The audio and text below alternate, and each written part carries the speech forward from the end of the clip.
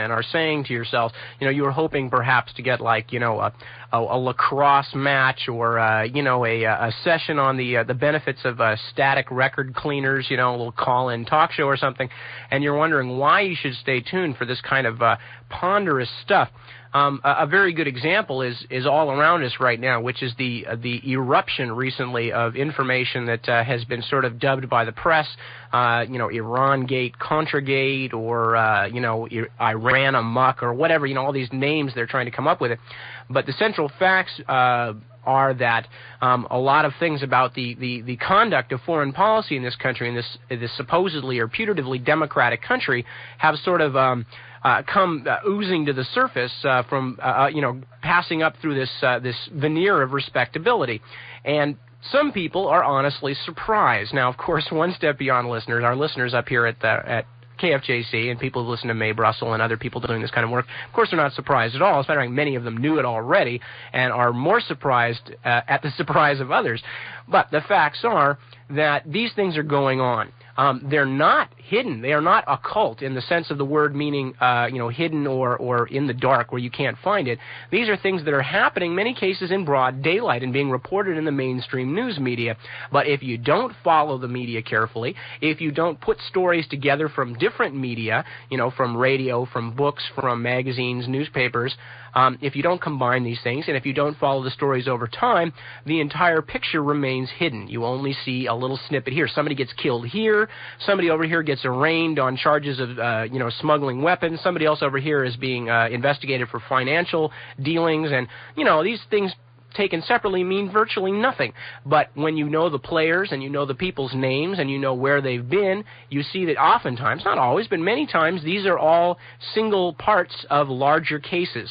And in fact, the Iran-Contra thing going on now is just such a thing. And we're hearing not only about the illegal arms shipments to Iran, which is really small potatoes, but we're beginning to see a little more public knowledge of such things as the allegations that America's foreign policy frontmen, in this case the Contras, dealing in drugs. Well, a lot of people are shocked at the mere concept that the Contras would deal drugs, these people that we're giving money to. Well, as we're going to talk about tonight, one of the mainstream avenues of covert foreign policy in the United States for many, many years, about 30 years now, has been the use of the narcotics trade to fund and support American foreign policy, covert foreign policy, below the level of the democratic debate. And we're going to be looking at that in depth. And this has been going on for a long time. So if you're somebody who's been paying attention to the Iran-Nicaraguan affair and saying, gee, I wonder if that could really be true, well, if you listen to this and you tape it and you put it away, then you will have some information on your side that will suggest not only is it quite possibly true, but things like it have been going on for so long that it's virtually an institution in this country. And you'll be much better prepared to deal with the blizzard of misinformation that is issuing out of Washington right now. Speaking of the Iranagua, or whatever you want to call it, Iran-Contra, one of the things that has loomed very large in the background of that case is the primary involvement of our intelligence services in narcotics trafficking, and that is the subject of tonight's broadcast. And once again, reiterating what we said at the beginning, this program is intended for taping off the air and subsequent use as an audio study resource. This is not intended for casual listening, so if you have not already begun doing so, please tape this program off the air if you're in a position to do so, because we're about to get into the meat of the broadcast. Now, specifically, tonight, this is the third of our Radio Free America programs, probably going to be 5, it looks like at this point, because we still haven't gotten to Klaus Barbie and some of the cocaine connections. But and then we have to knock off the age of psychedelia, which also came from the intelligence services. So this is the third of our broadcasts in the series dealing with the involvement of the U.S. intelligence agencies in the narcotics traffic. And what we're going to do this evening specifically is take a look at, among other things, the Drug Enforcement Administration, its use not only as a cover for the Central Intelligence Agency, but its use as, I guess you could say, the Drug Enforcement Administration, not the Drug Law Enforcement Administration, but rather enforcing the drug trade, not combating it, but affecting monopolies and regulating the trade, I think is the word I'm looking for, not attempting to stamp it out, or at least not in the way that most people think. We're going to take a look at An interesting case. The first thing we're going to be taking a look at this evening is an interesting case from a criminal syndicate called The Company, quote-unquote. Now, many people who are familiar with the intelligence services in this country will recognize that The Company is a standard reference by CIA insiders to the Central Intelligence Agency. The question that we're going to be asking, sort of implicitly with the information we're about to present, is The Company, quote-unquote, an arms and drug smuggling ring, and the interrelationship between the arms traffic and the drug traffic is one of the things we focused on primarily in our last broadcast. And what we're going to be asking is basically, is The Company part of the company? And we're also going to take a look at an assassination, possibly two assassinations involving elements of The Company, quote-unquote. That is to say, the criminal syndicate, which may or may not be, we obviously think it is, part of the CIA, or at least elements thereof.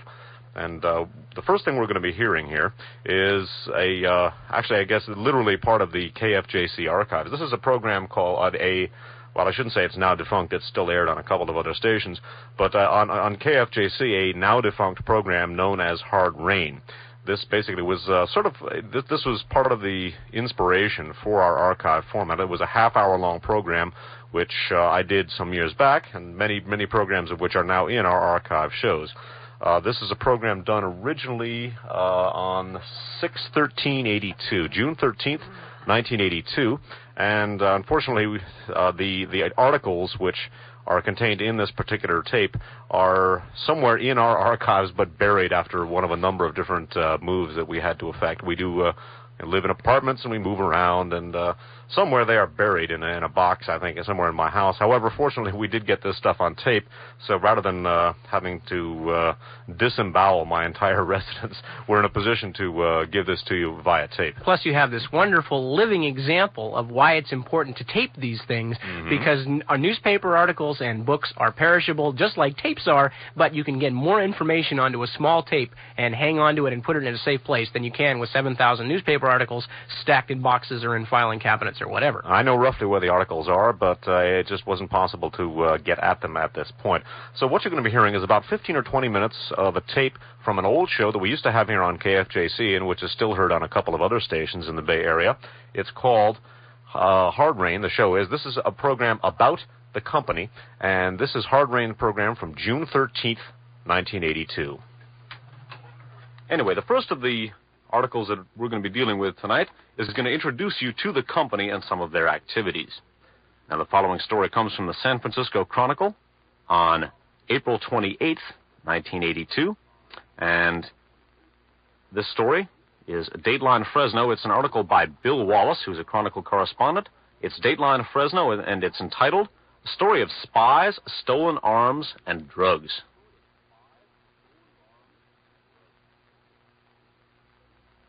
The story reads as follows. A federal judge here began hearing testimony yesterday in a case involving spies, drug dealers, gun runners, and a shadowy group known to its own members as The Company.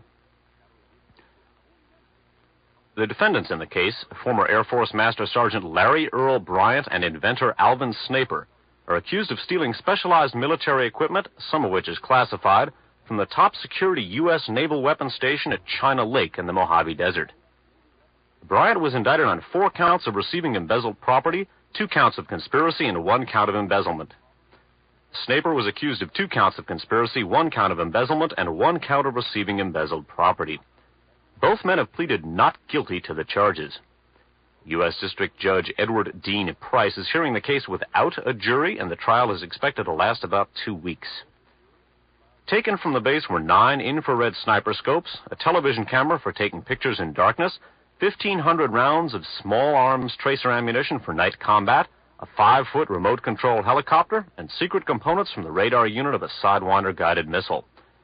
Federal agents say some of the stolen equipment was going to be used to make electronic equipment for drug smugglers, and some was traded to drug smugglers in Colombia for marijuana.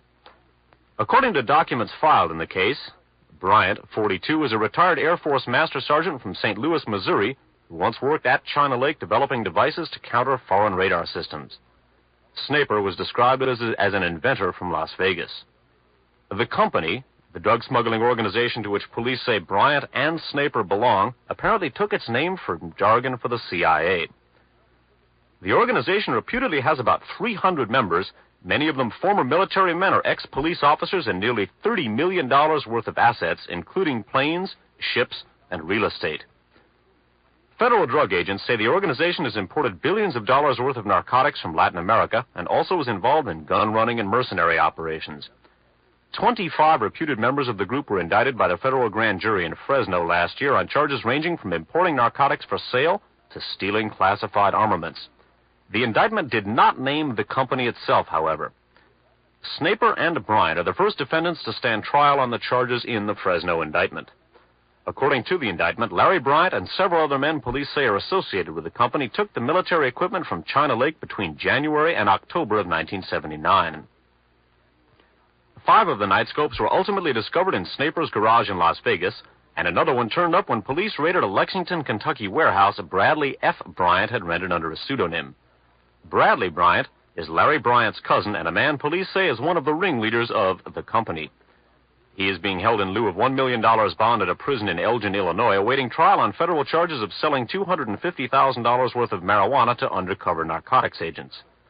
A 6th scope was found in the wreckage of a plane that crashed off the coast of Colombia. Authorities say the plane was on a drug smuggling mission when it crashed. The other 3 scopes disappeared entirely, as have the radar components and the remote-controlled helicopter. There have been several recent incidents apparently connected with the case. Last month, Andrew Carter Thornton II, one of the men who had pleaded guilty in the Fresno case, was shot 2 times in the chest at point-blank range by an unknown assailant as he walked out of a restaurant in Lexington, Kentucky. Thornton, a former narcotics officer, survived, but only because he was wearing a bulletproof vest.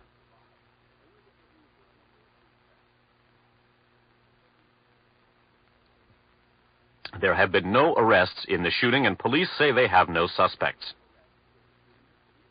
In January, Gene Berry, a state prosecutor in Charlotte Harbor, Florida, was shot to death as he answered his door. Earlier this month, police arrested Bonnie Kelly as Berry's murderer. Kelly's husband, Wallace McClure Mike Kelly, is a suspected member of the company who pleaded guilty in the Fresno case last month. Charlotte County Sheriff Glenn Saper said the Berry slaying, while not related to the China Lake thefts, was a company assassination accomplished with the help of the group's members. Florida law enforcement officials say that Charles V. Harrelson, a convicted slayer indicted this month for the 1979 murder of U.S. District Judge John H. Wood in El Paso, is also a member of the company, unquote, and a close associate of Wallace Kelly. Police said Jamil Jimmy Chagra, a convicted drug dealer who is an indicted co-conspirator in the Wood assassination case, once hired Bradley Bryant's private security firm, staffed by reputed members of the company, as a bodyguard service. Well, that's a very complex tangle of names and places and events. I'd like to take a minute to outline that before we discuss the case, or discuss that article, and move on to some more articles about the case. Some of the names that we heard. Keep in mind Alvin Snaper. Alvin Snaper is the very talented inventor who, along with Mr. Larry Bryant, was indicted for allegedly stealing some very sophisticated weaponry from the China Lake Naval Weapons Center, in the Mojave Desert. Now, Larry Bryant's cousin, Bradley Bryant, is currently in prison in Elgin, Illinois, awaiting under indictment, on marijuana smuggling charges. You heard in this story about a fellow named Andrew Carter Thornton II, who pleaded guilty in the Fresno case. Remember, Snaper and Larry Bryant are the first 2 to stand trial in the case. Well, Mr. Andrew Carter Thornton II pleaded guilty in the case and then was shot in the chest at point-blank range, although survived thanks to a bulletproof vest. Nobody has been indicted. No suspects have been uncovered in the case. You heard about Gene Berry, a Florida prosecutor who was murdered by a woman named Bonnie Kelly, who's the wife of Wallace Kelly, who's a fellow who is in the company. We also heard about a guy named Charles V. Harrelson, who's indicted for the assassination of federal judge John Wood, the only federal judge ever assassinated in the line of duty, by the way. And Charles V. Harrelson, who has been indicted for shooting Judge Wood, is a member of the company, and a fellow who is under indictment with him, a guy named Jamil Jimmy Chagra, once hired Bradley Bryant's private security firm, which apparently employs members of the company, unquote. A couple things I'd like to point out. Longtime listeners to Hard Rain will recall that in February of 1981, we discussed the company. We read an article that was from the San Francisco Examiner in December of 1980. And that article dealt with the company, and at that time, the weaponry stolen from China Lake was not, and the radar system stolen from China Lake was not to be traded for drugs or given to drug smugglers. One of the reasons that one of the people who had helped smuggle the stuff out of China Lake gave for having brought this out, apparently this person was told that this was going to be used by the CIA and exchanged in Libya for some Soviet-built radar equipment, I guess, that had been given to the Libyans, and which was going to be exchanged and given to the CIA for this stuff. So keep that in mind, that this information maintaining that the China Lake weaponry was to be given to drug smugglers or swapped for marijuana, it marks a significant change from the facts of the case or the information about the case as we first saw it in December of 1980, or as we saw it in February of 81. This article was from late December of 1980. Now, you'll recall that in that very same Hard Rain broadcast from February of 1981, we took a look at the strange and ominous doings of the Turple Wilson Corcola wing of the CIA. We took a look at some Jack Anderson material, which later exploded into a very big story in the New York Times and all of the other papers. This concerned the activities of ex-unquote CIA men and special forces in training and arming Muammar Gaddafi's security people and terrorists and so forth. And it appeared pretty clear from those two stories. It appeared to be pretty clear that basically these people were not ex-CIA at all, that they were still with the company.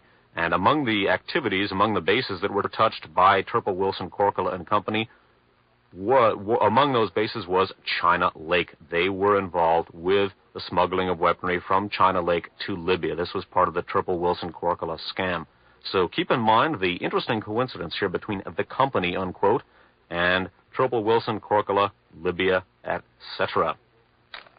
Now, one of the most important connections to the company here concerns the assassination of federal Judge John Wood in Texas. Now, you'll recall that Charles V. Harrelson, who's been indicted on the case, is a member of the company. His co-indictee in the case, Jimmy Chagra, once used Bradley Bryant's security service, which basically is staffed by people from the company, for bodyguards.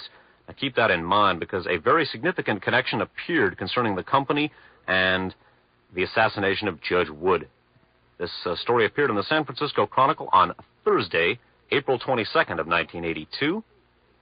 It's a one-sentence story, only one sentence, and this is the only paper I even saw it in. It's a UPI story, dateline New Orleans, and headlined perjury charges. It reads as follows. Joseph P. Marcello, Jr., 58, the brother of reputed mafia boss Carlos Marcello, surrendered to federal authorities yesterday on charges he lied to a grand jury investigating the assassination of a federal judge in Texas.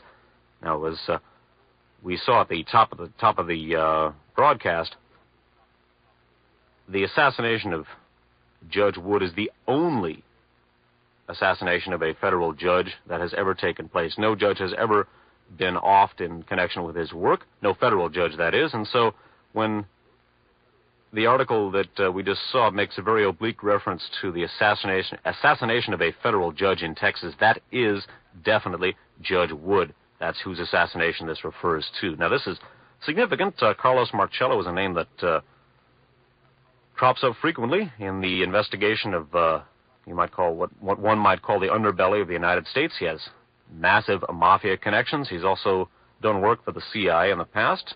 Longtime Hard Rain listeners will recall that in the early summer of 1980, about 2 years ago, we dealt with Mr. Carlos Marcello in connection with the assassination of President Kennedy. The House Select Committee on Assassinations named Marcello and his associate David Ferry as probable conspirators in the assassination of President Kennedy. That came as no surprise to people that had been studying the JFK assassination, because certainly Carlos Marcello's name is one of those that crops up most frequently, and it certainly appears that he was involved in some way with the assassination of President Kennedy. So keep in mind the brother of Carlos Marcello is being indicted on perjury in connection with the Judge Wood assassination case, because his brother, Carlos Marcello, is a very, very important figure. All right, and we are back live in the studios at KFJC. This is Nip Tuck with Dave Emory, and of course what you just heard was a segment of a Hard Rain broadcast from June 13th, 1982. And that was to introduce you to the topic tonight. For those of you who tuned in after the beginning, of the broadcast and our introduction. This is the third of a 5-part series on the connection between intelligence and the international narcotics trade. And what this particular tape was referring to, or was an introduction to, was the strange situation of The Company, a drugs and guns outfit known as The Company, which also just happens to be, coincidentally or otherwise, which is what we are trying to ascertain, a well-known nickname among its initiates for the CIA, or for CIA. And what we're going to be examining is how some of the folks in The Company, the guns and drugs operation, connect up with some other people who are known confidants, intimates, or whatever you might want to say, of the real-life, honest-to-God, Langley, Virginia CIA. Right, and what we're going to be taking a look at in particular now is one of the company, quote-unquote, operations, namely the assassination of federal judge John Wood in 1979, the only federal judge so far, at least the only federal judge that's on record. I've noted some interesting apparent heart attacks of judges, but the only assassination shooting of a judge so far. Basically now, reviewing a couple of the pieces of information that will relate to what we're talking about here, it's worth noting, among other things, the number of people who have been assassinated in connection with various investigations into the company. Members of the company, key witnesses, a prosecutor in Florida, or district attorney, I can't remember which, named Barry, was shot at. And as we're going to see, the mortality rate in and around this arms and drug smuggling ring, which appears, at least from circumstantial evidence, to be part of the U.S. intelligence apparatus, well, the mortality rate has been very, very high. And recall also that the high-tech weaponry being smuggled from China Lake Naval Weapons Center, which is an extremely high-security area. I mean, you just don't waltz in there and walk out with a purchase order for, Starlight sniper scopes and things of that type. Keep in mind that was the area from which Messrs. Turple and Wilson got much of their high-tech weaponry to send to our boy Mohammed Gaddafi in Libya. Now, as we've looked at, Turple and Wilson's Libyan operation was not an ex-U.S. intelligence operation at all. If indeed it was not CIA, then it was certainly working for one of our other intelligence services, either the NSC, the NSA, the DIA, or one of the others. The circumstantial evidence is that there may have very well been a connection between the company, quote-unquote, and the Turple-Wilson operation. The first report on the company had the weaponry going to Libya, and then it said that it was going to drug smugglers in South America. Both may, in fact, have been true, but the China Lakes connection here is very, very important. Remember the high mortality rate in connection with this, and also, and not unimportantly, remember the fact that the Marcello clan has cropped up in connection with the investigation into the assassination of Judge John Wood, because, in a sense, our takeoff point at this juncture for the bulk of the discussion this evening is going to be some of the information that surfaced in connection with the assassination of Judge John Wood. And remember Joseph Marcello, Carlos Marcello's brother, he was being represented by a very, very interesting figure and a very important name on the American far right. Now, before we get to the article, one more thing. Wanted to take it out to macro focus again for a moment and then bring it back down to the article. As Dave mentioned, the China Lake case, of which the company is supposedly involved in the theft or the smuggling out of these weapons. And as Dave also mentioned, the China Lake weapons repository is also linked intimately to the Turple-Wilson gang, or whatever you want to call them, and their shipments of arms originally to Libya, also possibly to Central and South America. At the beginning of tonight's broadcast, I made a sort of a larger point about one of the reasons that we're interested in the intelligence and narcotics connection, because of the surfacing of these allegations within the Iran/Nicaragua case. Now, interestingly enough, not only, of course, is Ed Wilson, just by his very the people he hangs out with, connected in a larger sense to most of these intelligence scams going on right now, but he and Richard Secord and some other people are very explicitly connected to the arms shipments to Iran and others. So, again, a connection here between the China Lake case and the company, and Ed Wilson was certainly a company employee in the sense of the CIA meaning of the word, but a connection between Ed Wilson and the China Lake case. Also now Ed Wilson and his buddies connected seemingly, certainly to the Libyan case, also connected to the Iran case, means that this 3-year-old murder, a 5-year-old murder now that we're talking about, may be more intimately connected to the current goings-on than anybody has previously thought. Now, again, Dave mentioned Joseph Marcello, the infamous Marcello family. One quick reference, Nip. The China Lake connection was actually discussed in Radio Free America number 4, our program about the Turple Wilson operation. And then also brought up again very briefly. And actually, maybe we only read the headline, but then in RFA number 22. So if people would like to go back and review in a hard way the China Lake connection to Turple Wilson, those are the RFA references. Indeed. Now, the Marcello family, as mentioned, a rather interesting family. Carlos Marcello, of course, intimately connected with the drug trade through his mafia connections, and also, of course, a long-time name that has been mentioned in conjunction with the Kennedy assassination time and time again, which, of course, we will also be talking about later in the broadcast. Right, and again, a quick archive reference. Guns of November number 1, we discussed the Marcello connection and his relationship with David Ferry. Now, the other name that Dave mentioned is the name of a well-known attorney who has just recently shuffled off the mortal coil, and I'm sure you will recognize that name when we get to it. The article that we are reading is from the New Orleans Times-Picayune for Tuesday, September 21st, 1982. This article was originally provided to us back in 1982 by Ted Rubenstein, a researcher who has done a lot of good work and shared it with us, and who we have talked about before.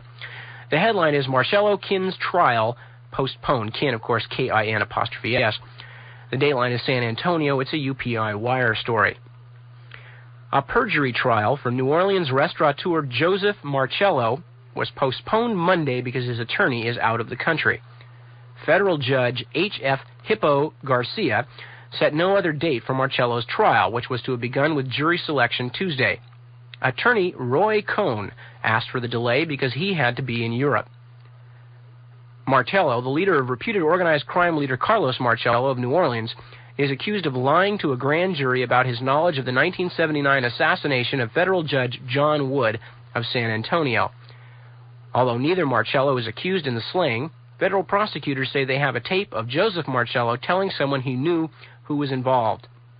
Quote, "These are the people that connected with the killing of the judge in El Paso," unquote, Marcello said. "The judge is dead. This was their 3 people," unquote. But when asked about the tape in June 1980 before a grand jury investigating Wood's death, Marcello refused to identify his voice or acknowledge the conversation, prosecutors said. The tape was made at Carlos Marcello's office in connection with the federal BRILAB investigation, B-R-I-L-A-B. Alrighty, now Roy Cohn, of course, is one of the luminaries of the he's dead now of AIDS. It was one of the luminaries of the American far right, perhaps best known for his work as the counsel to Joe McCarthy, the late senator from Wisconsin, who, in essence, trashed an entire generation of American politicos whose politics fell anywhere to the left of far right, and was responsible for almost single-handedly driving the American political spectrum several clicks to the right through his investigations. Roy Cohn was his notorious chief counsel. Beyond that, Roy Cohn has worked with such organizations as Western Goals, the organization which was involved in a very notorious police spying case a couple of years back, and which was headed up by the late Larry McDonald, who died in the crash of Korean Airlines Flight 007. Also in Radio Free America, in Farewell America, a book put out by the French intelligence service about the Kennedy assassination, Roy Cohn is implicated in the assassination of President Kennedy. Now, that's interesting, of course, because he's representing the brother of one of the organized crime figures who, in all probability, was also a participant in the Kennedy assassination. There were a number of organized crime links to the assassination of John Kennedy. Carlos Marcello appears to have been one of them. Now, it's interesting that this whole thing, this perjury case, cropped up in connection with the assassination of Judge John Wood, because there were allegations by none other than the convicted assassin of Judge John Wood that, in fact, the case connected up with the assassination of President Kennedy. Again, research credit for the following story goes to Ted Rubenstein. This is from the San Francisco Examiner of Tuesday, November 2nd of 1982. It's a UPI story, dateline San Antonio, Texas, and headlined, "Witness says hitman is killer of Judge JFK. Judge, JFK. A convicted hitman claimed he killed both President John F. Kennedy and U.S. District Judge John H. Wood, Jr., and planned to use that information to bargain with the government.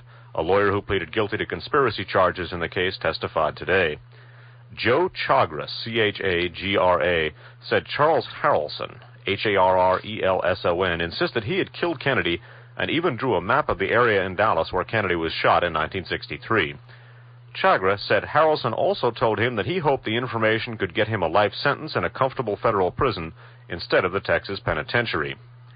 If he made a deal with the government, he could clear up the Kennedy matter as well as clear up the Judge Wood matter, Chagra said. Although Harrelson claimed to have been cleared by a 1980 grand jury in Wood's 1979 shooting death, he said he could still prove he killed Wood with, quote, an ace in the hole, the murder weapon itself, Chagra said. In the same visit with Chagra, September 24, 1980, Harrelson drew a second map of the area east of Dallas where, he said, the rifle he used to kill Wood was tossed from a bridge. Chagra reproduced the map later, and the FBI found it in a search of his home in February of 1981. So it's intriguing that the confessed assassin of Judge John Wood also has confessed to being one of the fire team that dispatched President Kennedy in Dallas, Texas. And there have been a number of follow-up articles about the possibility that Harrelson may have been one of a number of riflemen in Dallas, Texas. And there are some interesting connecting links between Charles Harrelson and some of the people, in particular some of the organized crime people who not only figure in the background of the assassination of President Kennedy, but who also are going to be front and center in our discussion about the interrelationship between the intelligence services, organized crime, and the narcotics traffic. All right, now one of the things that we're going to examine here for a moment is we examine the strange case of Charles V. Harrelson, the man who says that he was one of the assassins of John F. Kennedy. We're going to talk about one of the most famous bits of arcana in the study of the assassination of John F. Kennedy, and that's the Dealey Plaza tramps, as they have been called. And there was a brief flurry that many of you out there who have followed political matters may have heard of for a while, where there were strong suggestions that the tramps were in fact Frank Sturgis and E. Howard Hunt of Watergate fame. That largely came to naught, although there certainly were some rather interesting similarities between one of the men and E. Howard Hunt in terms of just sheer facial looks. But we're going to look at another viewpoint on that in light of Charles Harrison's confession. This article originally appeared in the Cover Up's newsletter of July 1982, published by Gary Mack in Fort Worth, Texas. And research credit for this also goes to Ted Rubenstein. And the article is headlined, "Is Kennedy's Assassin Sitting in Texas Jail?"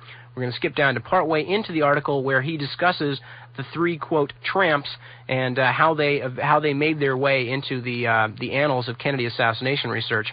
They're talking about events that occurred right after the shooting of President Kennedy in Dealey Plaza. For those of you who don't know, by the way, there's a railroad track running right alongside, and this is the center for a lot of this activity. A Union Pacific train dispatcher named Lee Bowers said he saw three men sneak into an empty railroad car in the Union rail yards just behind the Texas School Book Depository moments after the assassination. Bowers had the train halted when it began to move out of the yards and summoned Dallas police. Several policemen rousted the three men out of the rail car at gunpoint and marched them back past the book depository to the Dallas County Sheriff's Office, located on the east side of Dealey Plaza. At least two newsmen took photographs of the men as they were marched through the plaza under armed guard. However, once in Dallas police custody, the men officially disappeared. They were never booked, and any fingerprints or names that were taken have never been made public. These three men remain among only 5 or 6 people that the FBI failed to identify who were on the scene at the time of the assassination. For 19 years, there has been considerable speculation as to the identities and activities of these three men. Although they were called tramps by police, photos show the men had recent haircuts, shined shoes, and old but unsoiled clothes. In photographs, they hardly appeared to be tramps. Skipping down in the article. And they're talking about the guy who wrote this article took a picture of Harrelson to a graphics expert to ask him, after Harrelson's confession, if he could possibly be one of the men in one of the three tramps that were photographed by news photographers.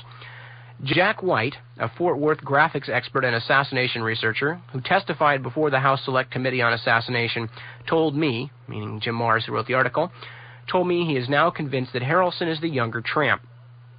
Quote, "I have done various photographic comparison tests and everything matches. The hair, the nose, the ear. It's Harrelson in my mind," said White, a longtime advertising man here. In addition to the photo comparisons, there is yet more evidence to indicate that Harrelson did indeed play a role in the presidential assassination. When arrested, Harrelson was carrying the business card of R.D. Matthews. In subsequent interviews, Harrelson admitted being a close friend of Matthews and said he looked up to Matthews as a father. Russell Douglas Matthews is a former Dallas character who was close to Dallas nightclub owner Jack Ruby, the man who shot down accused presidential assassin Lee Harvey Oswald. Matthews was described by the House Assassinations Committee as a man, quote, actively engaged in criminal activity since the 1940s. The committee also documented Matthews' connections with Dallas gamblers Louis McWillie and Benny Binion, both of whom were Ruby's close friends. The committee also developed evidence that Matthews was in contact with associates of Mafia chieftain Santos Trafficante of Florida. Excuse me. Matthews was linked by the committee to Fort Worth and Dallas underworld characters such as Hollis DeLois Green, Jetty Bass, Nick Cassio, and James Todd. These men, as well as Matthews, were acquaintances of Harrelson. In a sidelight, Matthews was best man at the marriage of a Dallas underworld character named George McGann to a woman named Beverly Oliver. Beverly Oliver, a nightclub entertainer, was close friends with several of Jack Ruby's employees and was in Dealey Plaza filming the Kennedy motorcade at the time of the assassination. Mrs. Oliver, now an evangelist using a different name, said 2 FBI agents took her unprocessed film, shot from the south side of Elm Street, and promised to return the original print after it was developed. She now states that she never saw or heard of the film again. Now, a couple of interesting points to make in connection with this particular article. Obviously, it's interesting that there is this series of connections between Charles Harrelson and some of the organized crime figures who crop up in the background of the assassination of John Kennedy, or, as is the case with Jack Ruby, in the foreground of the John F. Kennedy assassination. It's interesting, too, that there are connecting links between Charles Harrelson and Santos Trafficante. In other words, connecting links meaning a set of mutual associations. Santos Trafficante, again, we covered this in Guns of November #1, the first of our archive shows about President Kennedy's assassination. Santos Trafficante was known to have boasted or stated to a fellow Cuban exile named Jose Aleman that quote, President Kennedy is going to be hit in the middle of ranting and raving about how bad it was that the Kennedys were down on Jimmy Hoffa. Santos Trafficante stated that President Kennedy was going to be hit and that a nut would no, I guess that was Marcello who said a nut would do the job. Anyway, Santos Trafficante said after Jose Aleman expressed the opinion that President Kennedy would probably be reelected, Santos Trafficante said, no, Jose, you're wrong. He is going to be hit. Now, that's an interesting statement for Santos Trafficante to make, because when he was subpoenaed to appear before a congressional subcommittee, he was obviously terrified to appear before that subcommittee, perhaps because fellow mafiosi Sam Giancana and Johnny Roselli were murdered in connection with their testimony. Roselli just after testifying, Giancana just before. Santos Trafficante is a very, very hardened individual, not somebody who would blanch at something as relatively innocuous as testifying normally. So it's worth bearing in mind the probable connections between Santos Trafficante and the assassination of President Kennedy, because Santos Trafficante and his links to, among others, Richard Nixon and the Central Intelligence Agency is going to be one of the people who's front and center in our broadcast this evening. I would also state that although the reproduction of the picture, the mugshot of Charles Harrelson shown in the cover-ups issue that Nip just read you, is not terribly good, I have seen other photographs comparing the large tramp, the young tramp as he was known, he was the youngest of the 3 tramps, and Charles Harrelson, on the basis, for example, of photographs in Penn Jones' newsletter, The Continuing Inquiry, I personally, and obviously this is just my opinion, I'm absolutely convinced that Charles Harrelson is indeed the 3rd tramp, the young tramp.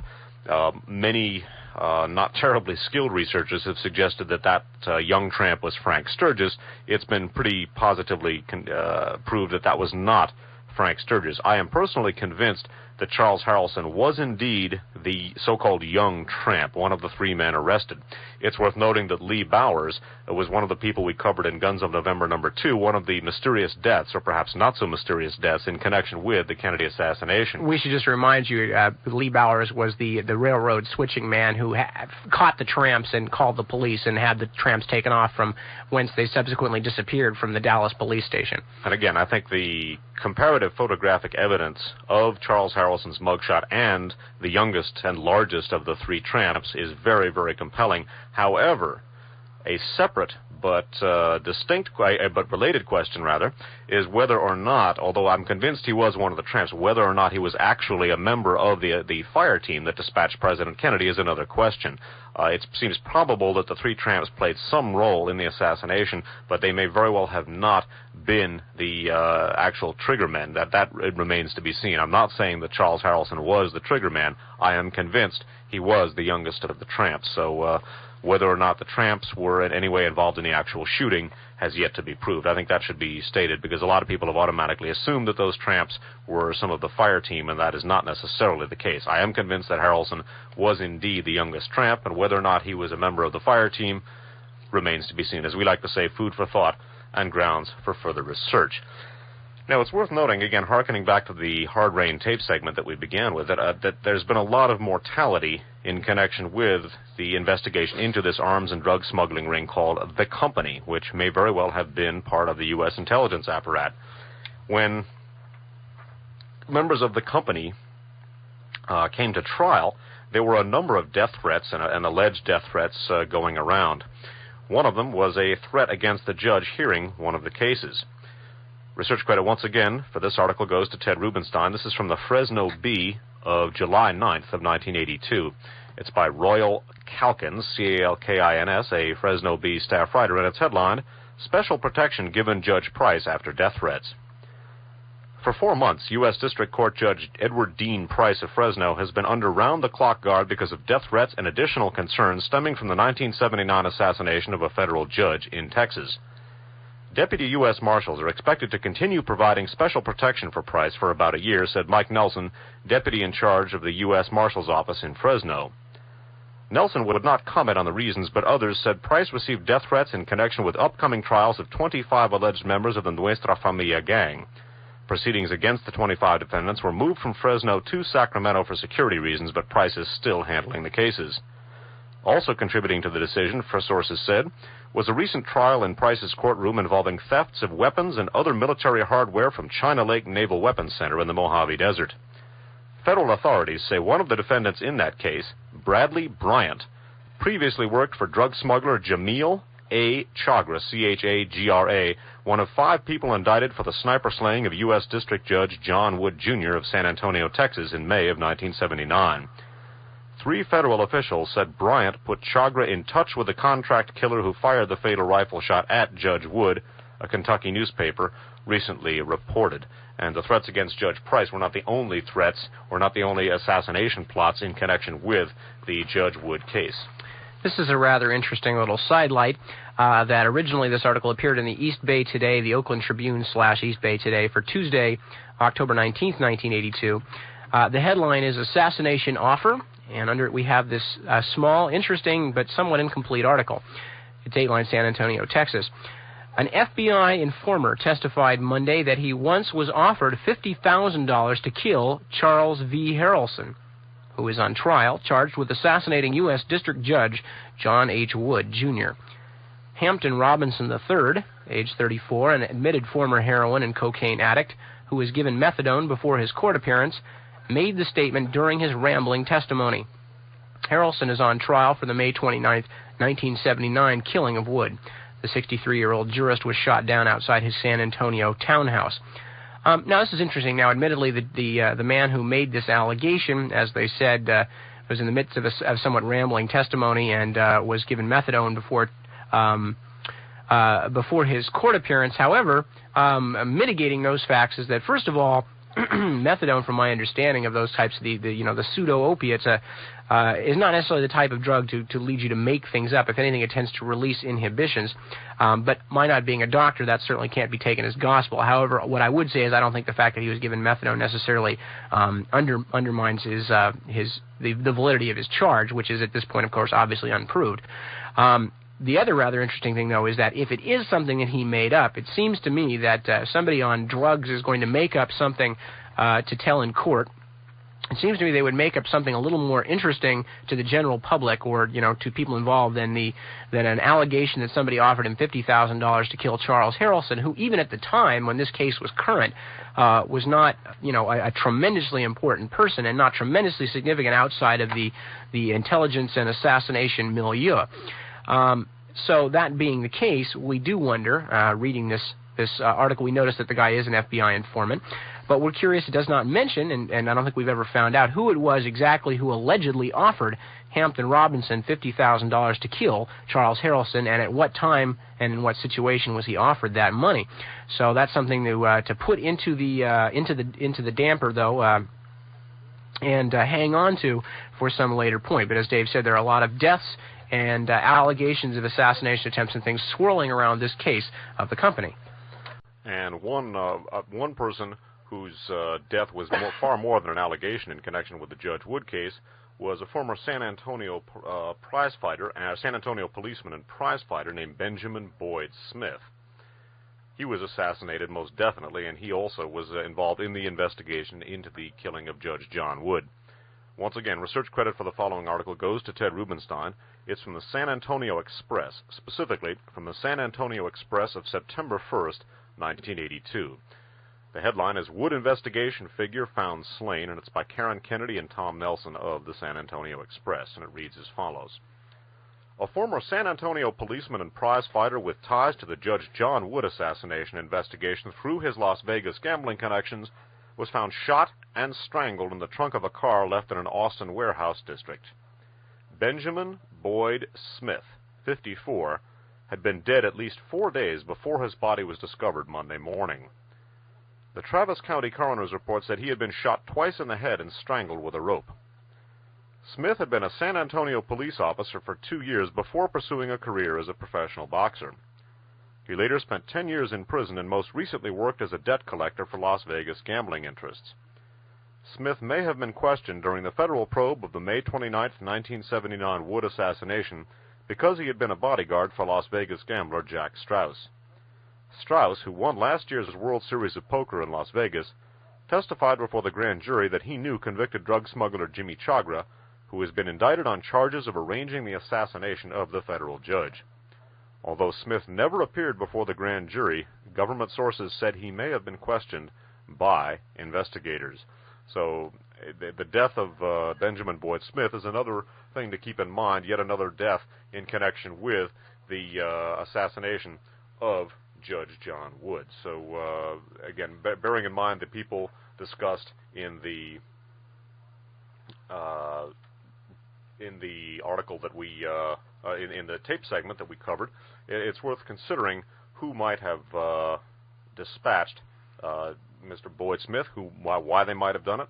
Bear in mind the threat against Judge Price. Bear in mind the allegations of an attempt to put out a contract on Charles Harrelson. Bear in mind the possible connections of Charles Harrelson to the assassination of President Kennedy. In fact, probable connections in light of his probable role as the youngest tramp. Just before we go on to some other things, I want to mention broadcasting from Foothill College. This is KFJC, Los Altos Hills. For those of you out there who are listening to this and saying, well, even if these connections, these killings and attempted killings and all that are connected, so what? It's a bunch of crooks and gamblers and drug smugglers down in Texas who killed a federal judge probably, and things like that. And so what? Just to let you know, what we're going to do is we're going to begin taking some of these names, some of the high-profile names, as Dave mentioned, like Santos Trafficante, Carlos Marcello, and others in the later part of the broadcast, and we're going to begin piecing this into the larger national and international drugs and intelligence connection. So, again, we're talking about this particular case because it opens some very interesting windows, namely, again, the Charles Harrelson connection possibly to the Kennedy assassination. But in the larger picture, it also fits in very much with, as I was saying earlier, things that are going on right now in terms of things that our government have probably been involved in Central and South America. And again, recalling some of the information from the tape segment, this group is an arms and drug smuggling ring with the same nickname as our Central Intelligence Agency, they had access to weaponry at China Lake Naval Weapons Center. That is an extremely high-security installation. You just don't go waltzing in and out of China Lake with the kinds of material that they were able to get their hands on. Remember also the very possible connection to Edwin Wilson and Frank Turple, because in the first article alluded to in the tape segment, it mentioned that the company, quote-unquote, was getting the material, the China Lake weapons, to Libya. That's where Wilson and Turple were getting their weapons to. And again, the Kennedy assassination, possible Kennedy assassination connection. It's worth noting, too, one article we did not read, but they were, at one point, the company was reported to have been hired to assassinate the Ayatollah Khomeini. So the context in which they appear is one that strongly suggests intelligence connections. Now, here's a rather interesting article, especially taken in context with the article coming right after it that Dave is going to read. This is from the San Jose Mercury for Thursday, September 9th, 1982. The headline is Confession Reported in Slaying of Judge. Dateline San Antonio. It's an AP story. A woman charged with conspiracy in the murder of a federal judge wrote a repentant letter to the judge's widow, confessing her role in the killing, local news media reported Wednesday. In the letter to Catherine Wood, Elizabeth Chagra said her husband told her he planned to have U.S. District Judge John H. Wood, Jr. killed, and said she later delivered $250,000 in payment for the assassination. The Fort Worth Star-Telegram and WFAA-TV in Dallas quoted unidentified sources as saying. The San Antonio Express and the San Antonio Light also quoted sources as saying Mrs. Chagra admitted delivering the payment and said in the letter that she was apologetic. The Star-Telegram quoted a source as saying that, in the letter sent from her Bexar County jail cell, Mrs. Chagra said her husband walked into the kitchen of their El Paso home while she was cooking and told her he had decided to arrange Wood's death. The source said she wrote that she later was chosen to deliver the payment because she was the only one Chagra could trust, the newspaper reported.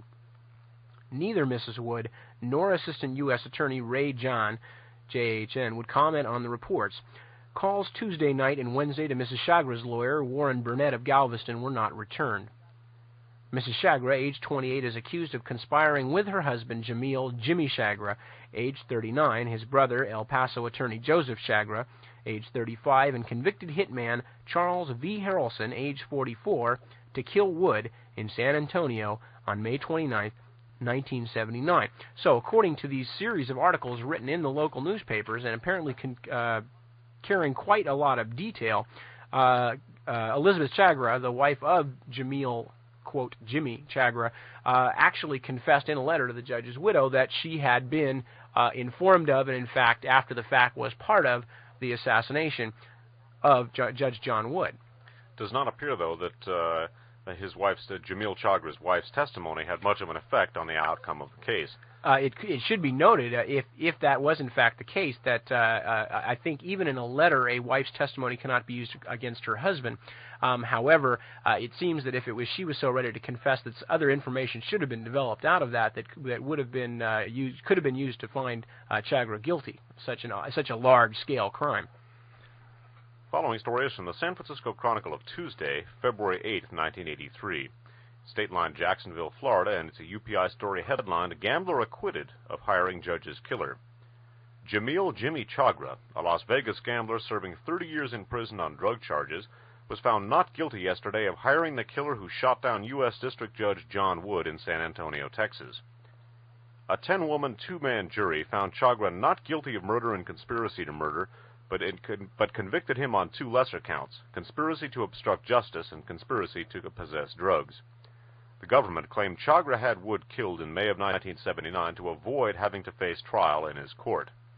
A 39-year-old Chagra, a licensed professional gambler, was accused of paying Charles V. Harrelson $250,000 to kill the 61-year-old judge May 29, 1979.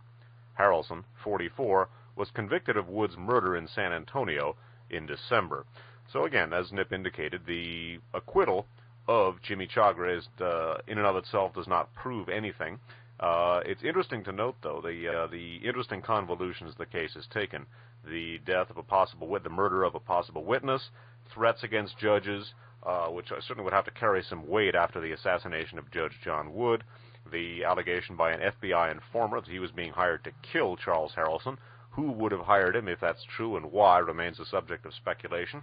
The possible connections to Charles Harrelson and possibly also the Marcello clan, the assassination of President Kennedy, are worth keeping in mind.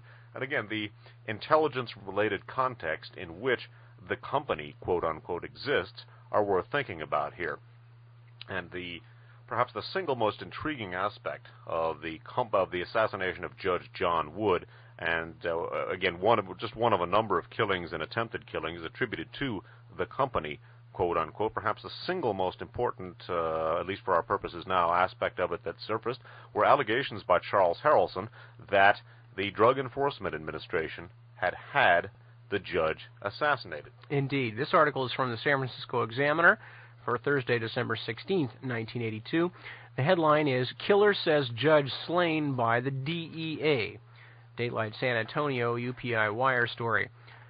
Federal Judge John Wood had information that would have, quote, blown the lid off the Drug Enforcement Administration when he was killed, probably by renegade government agents, says the man convicted of Wood's murder. Charles Harrelson held a press conference yesterday in the chapel of the Bexar County Jail a day after he and two women were convicted of complicity in the slaying. Quote, I believe the government is in possession of evidence that shows conclusively I did not murder the judge, Harrelson said. I believe I was under surveillance the morning of May 29, 1979. Harrelson testified he was at his Dallas apartment when Wood was shot here, 275 miles away. Harrelson said during his 7 days of testimony that, quote, rogue elements of the U.S. government killed Wood.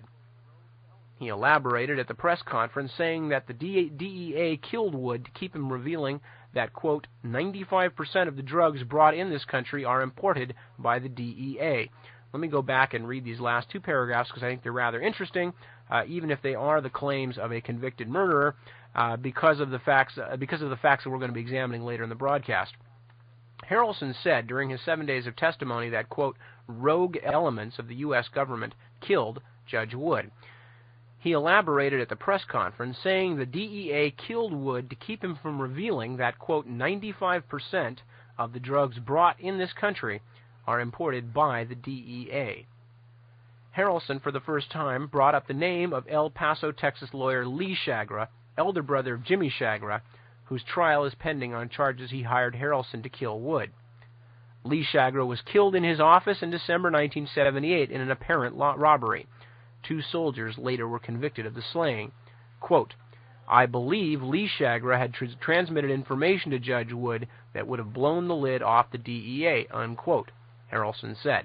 So, of course, Lee Chagra also apparently a question mark to add on to the death list, but more significantly for our purposes and for the broadcast we're looking at tonight, the allegations by Charles Harrelson, who has made, in the course of our examining this case, has made two very seemingly outrageous and sweeping allegations. One, that he was in fact one of the assassins of John F. Kennedy, which of course flies in the face of the conventional government wisdom, although as polls will tell you, not in the face of the wisdom of most people who are pretty willing to believe that there was some kind of conspiracy involved in the Kennedy assassination.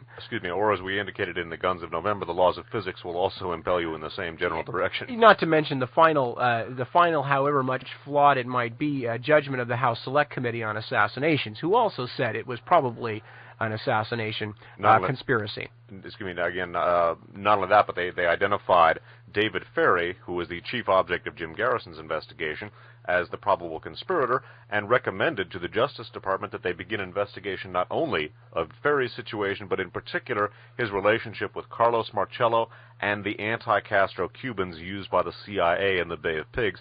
And in particular, the anti-Castro Cubans are going to figure front and center in our broadcast this evening. But again, bearing in mind, as Nip indicated, the allegations by Charles Harrelson, because they're going to dovetail very, very neatly with a lot of information that we're going to be presenting on the rest of the broadcast. That's right. So we have the first very wild, seemingly wild allegation that Harrelson not Lee Harvey Oswald, was part of the assassination hit team that killed John F. Kennedy, and we have a second allegation that the rogue elements of the U.S. government killed Judge John Wood, and they did it because Wood had information about the DEA bringing, in Harrelson's words, 95% of the drugs into the country. Two seemingly wild allegations, and, well, we've examined the Kennedy assassination in the past. Those of you who have been with us for those know about how wild those kind of allegations sound, or how very not wild they sound in light of the actual evidence. And by the end of the broadcast tonight, perhaps some of Mr. Harrelson's allegations about the DEA will be looked at in a slightly different light as well.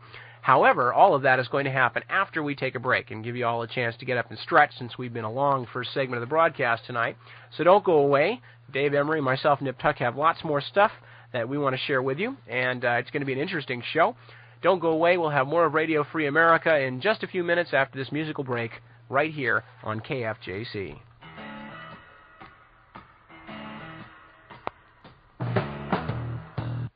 Station or something like that you let us know so we know where they're going to. But other than that, if you just want to share them with some friends, send copies to somebody, to your grandmother, your Aunt Minnie, your congressman, your best friend, your worst enemy who might need to be depressed a little bit about the State of the Union or something. That's fine with us. That's all we ask. So yeah. Again, if people want to play them on other stations, that's fine. So far, they're being played in part or in whole on at least 5 stations that we know of, including this one. So it's fine, as long as you check with us first. We don't want them used for comedy, as a recent station did. So check it out first. Indeed. And should also just mention again that we're going to be here until 11 o'clock tonight. This is not a phone-in broadcast, so if you're only waiting around to phone and ask questions, that will probably not happen. But if you've got a question to ask, we do, of course, have our regular broadcasts on Sunday that run from 8 o'clock until 11 o'clock, where we do take phone calls and where we cover these kinds of things, except we usually have 4 or 5 or 6 or 8 or 12 topics during a given broadcast. So just to let you know again real quickly, we've been talking about the company. We've been talking about the company with the focus initially in the first part of the broadcast being on the death of Judge John Wood of San Antonio, the first federal judge ever to be murdered, and at least as far as we know, the first judge to be murdered. He was apparently murdered because of his work in as a judge on some drug smuggling cases. A man named Jimmy Shagra, a professional gambler who was already doing time for drug offenses, was acquitted, although the man that he reputedly hired to perform the case was not acquitted and was found guilty, a man named Charles V. Harrelson. Charles V. Harrelson also had some other interesting things to say. We talked about some of his connections into the Dallas underworld and the milieu that produced some of the people involved in the Kennedy assassination, which was significant for a variety of reasons. First off, being that Harrelson himself said that he had been a member of the Kennedy assassination team, and secondly, because Harrelson said that the reason John Wood had been killed, it had not been by him, it had been by the government, and it was because John Wood had been in possession of information about how vastly involved the DEA, the Drug Enforcement Agency, was with the importation of drugs into this country. So the affiliation of John Harrelson with a lot of the milieu of the Kennedy assassination, most notably including certain aspects of organized crime, people like Santos Trafficante and Carlos Marcello, and with the Cuban exile community, will be highly significant as we move into the drug and intelligence trade for this evening in earnest. And the only other thing to remember is, folks, this is not old news. This is exactly what the allegations are of what's going on right now in Nicaragua. And indeed, as we mentioned, Ed Wilson ties into the, quote, company because of his involvement with the theft of weapons from China Lake, which is where the, quote, company's weapons came from. And because Ed Wilson and his milieu are all involved with the Iran-Contra scam as well. So this is as real and as fresh as tomorrow morning's papers. Now, we're going to pick up basically where we left off at the end of the discussion of the assassination of Judge John Wood by, quote, the company, an arms for drug smuggling ring which appears to have certain connections to the U.S. intelligence community, certainly involves many of the same elements. There was an article in an underground paper, a now defunct underground paper called the Soho News in New York, which maintained that there were some links between the company, quote-unquote, and the Nugan Bank. Unfortunately, that, too, is buried somewhere deep in our archives, and we don't have that on tape, regrettably. But bear in mind Charles Harrelson's statement that renegade or rogue U.S. agents had Judge John Wood assassinated because he had information that would have proved that the Drug Enforcement Administration imported 95% of the drugs into this country. And as Nip indicated, with the current administration making a very public show of their alleged drug enforcement policies, and with people ranging from train engineers to airplane pilots to professional athletes having to undergo, and amateur athletes as well, having to go rigorous drug testing, that's a possibility that's worth thinking about. Now, the role of the Drug Enforcement Administration as a Drug Enforcement Agency, rather, as an adjunct to the CIA and as a major element in the narcotics traffic itself is going to be the focus of our broadcast this evening. We're going to begin by taking up with a book that is going to provide the information for the bulk of the rest of our broadcast, and specifically we're going to take up with a section of that book that we dealt with at the end of our last program, Radio Free America number 25. The book is called The Great Heroin Coup, subtitled Drugs, Intelligence, and International Fascism. It's authored by freelance Danish journalist Henrik Kruger, Kruger, published in softcover by the South End Press, copyrighted 1980, and with an excellent foreword by Berkeley researcher Peter Dale Scott. In a chapter that we read from last time called, appropriately enough, Guns for Drugs, detailing the interrelationship between the activities of Robert Vesco, Mitchell Werbel, the late U.S. intelligence agent and special operations specialist, and Santos Trafficante, the aforementioned mafioso and associate of U.S. intelligence agency, who may very well have had a role in the assassination of President Kennedy. Now, as we looked at the conclusion of our broadcast last time, Radio Free America number 25, author Jim Hogan put forth a scenario whereby Robert Vesco, Santos Trafficante, and Mitch Werbel were going to use the profits from the narcotics traffic to, among other things, help finance the production of machine guns in Latin America, and in turn use those machine guns and the drug profits to finance anti-communist death squads and terror groups in Latin America. We're going to pick up with a section of the article, of that chapter that we dealt with last time, and specifically this is going to deal with some information implicating the DEA, once again, in not only the narcotics traffic, but in harassing and threatening to murder people who were exposing their involvement or alleged involvement in the narcotics traffic. Reading now from the chapter Guns for Drugs, from The Great Heroin Coup by Henrik Kruger. IOS here, by the way, is Investors Overseas Services, a company that Robert Vesco ran in partnership with a fellow named Bernard Kornfeld. The fugitive iOS billionaire Vesco employed a large contingent of Cuban exiles in his Costa Rica sanctuary. Moreover, his weapons negotiations coincided with the efforts of the fanatic anti-Castro Cuban leader Orlando Bosch, B-O-S-C-H, to assemble Cuban exile groups into an army of terror, CORU, C-O-R-U, that would later carry out assassinations and other dirty work for several Latin American regimes. During Bosch's 1974 and 75 drive, a wave of murder struck Miami's Cuban exile haven. Most victims had been opposed to Bosch. With the obstacles to his plan removed, CORU was established in June of 1976. While Vesco and Werbel were hatching their weapons deal, Bosch's base of operation just happened to be Vesco's kingdom of Costa Rica, and Mafia heroin boss Santos Trafficante Jr. was also reportedly there between January of 1974 and the summer of 1975. Journalist Jim Hogan speculates in his book Spooks that the three might have joined forces in a CIA conspiracy to escalate anti-communist terror in Latin America. In 1973, some of the details began to surface in a series of scandals linking these individuals. DEA undercover agent Frank Peroff, P-E-R-O-F-F, charged Vesco with financing extensive heroin smuggling. For his initiative, Peroff was fired summarily and his life was threatened. Before the Senate Investigation Subcommittee could probe deeply, the case was squelched through the intervention of the White House. The Oval Office had already helped Vesco, a friend of the Nixon family, in his run-in with the Securities and Exchange Commission, which had sought his prosecution for the trail of the swindle he had left in the world of international finance.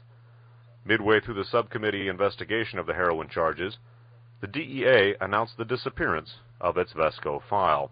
By the way, you can read about the misadventures of Frank Peroff in a book called Peroff by H.L. Whittemore. It's an excellent book, and I recommend it to anyone who would like to investigate it. Once again here, we have allegations, and allegations which at least circumstantially appear to be true, of the DEA's collaboration with drug smugglers, and of course that's exactly what Charles Harrelson was charging. Indeed, and before I go on to the next segment, was this the time when William Casey was involved with the Securities and Exchange Commission, the time of this Vesco inquiry? He was the head of it. He was the head of it at this time. That's rather interesting. He's, of course, now the head of the Central Intelligence Agency, although I don't know, and it remains to be seen how much of a head he has left after his alleged brain cancer.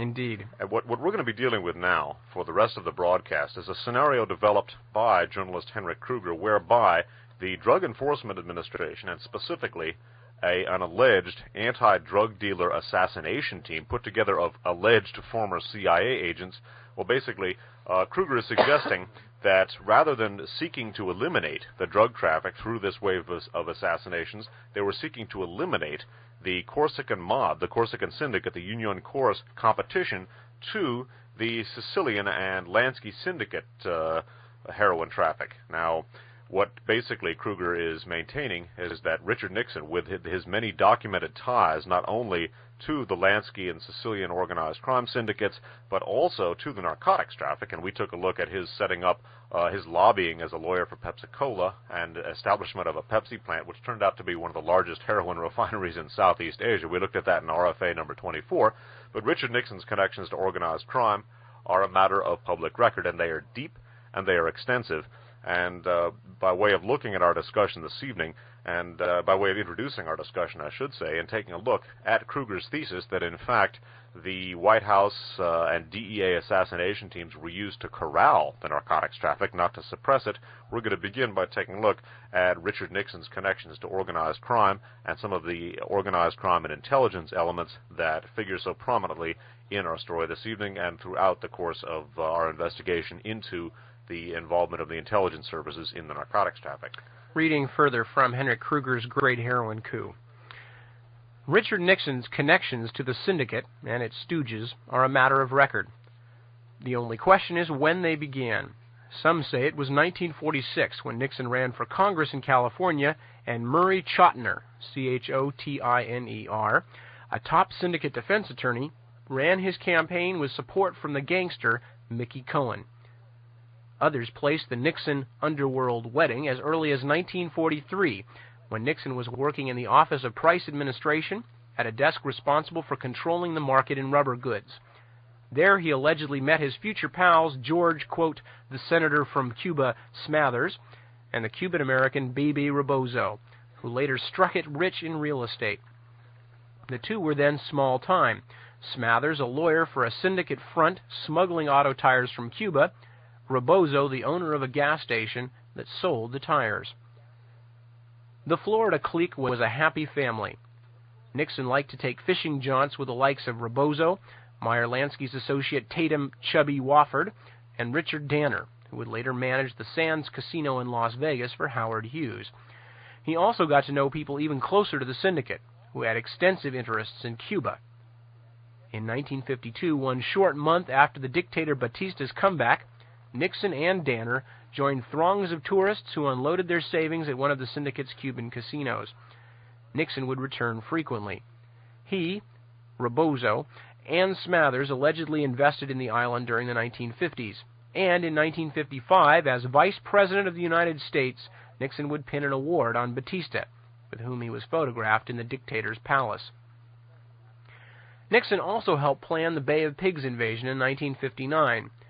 Chairing the 5412 Group, a National Security Council subcommittee in charge of covert actions, the Vice President pushed for the plan's approval before his 1960 presidential race against John F. Kennedy.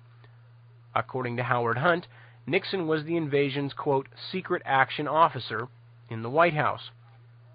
President Eisenhower, who would later plead ignorance of the plan's extent, assumed it was limited to support for anti-Castro guerrillas in the mountains. When JFK took over the Oval Office, he was presented with a fait accompli. If Eisenhower was really left out in the cold under the plan's magnitude, then William Pauley must have been among Nixon's co-conspirators. As mentioned earlier, Pauley talked Eisenhower into arming the anti-communist Cubans.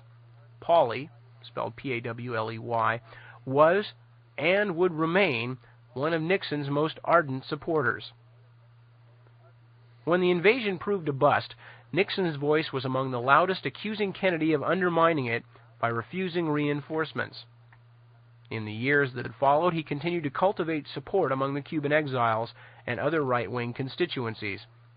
Cubans for Nixon and Asians for Nixon touted him as a man who would not forsake the cause of anti-communism.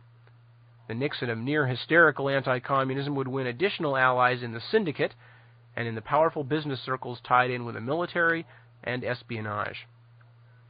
Fortunately for Nixon, forces behind the above lobbies were also influential in organized labor, especially the Teamsters Union. Teamster boss Jimmy Hoffa became a pawn of the Lansky Syndicate, which borrowed millions from the union's pension fund. However, Hoffa's obsequiousness towards the mob was dampened by Attorney General Robert Kennedy's aggressive investigation of Teamster policies. In 1967, prior to Nixon's decisive electoral campaign, Hoffa landed in jail with a 13-year sentence for misuse of union funds. The new Teamster strongmen, Frank Fitzsimmons and Anthony Tony Pro Provenzano, were friends of Nixon and in the hands of the syndicate. When Nixon pardoned Hoffa just prior to Christmas 1971, Hoffa had to promise to stay out of organized labor. In the 60s, Nixon grew even closer to his friends in Miami, who by then had made millions in land speculation. Dade County, north of Miami, became known as Lanskyville, as a string of seemingly legitimate real estate firms handled the Lansky mob's enormous holdings. Among the more prominent firms were the following: the Cape Florida Development Company, run by Donald Berg, B-E-R-G, and Nixon's pal Rebozo. The two worked closely with Al Polizzi, P-O-L-I-Z-Z-I, the former head of the syndicate's Mayfield Road gang in Cleveland, then in charge of the syndicate's Florida contractors. An investigation into the placement of stolen securities at Rebozo's bank was nipped in the bud. The Mary Carter Paint Company, which in 1967 became Resorts International, that now runs the world's most profitable casino in Atlantic City, New Jersey, and was purportedly the brainchild of Mr. Lansky. Resorts Paradise Island Casino in the Bahamas was managed by Ed Cellini, C-E-L-L-I-N-I, a long-time Lansky casino operator. The General Development Corporation, run by two Lansky strawmen, Wallace Groves and Lou Chesler, C-H-E-S-L-E-R. Its board of directors included Lansky broker Max Orovitz, O-R-O-V-I-T-Z, and the gangster trigger Mike Coppola.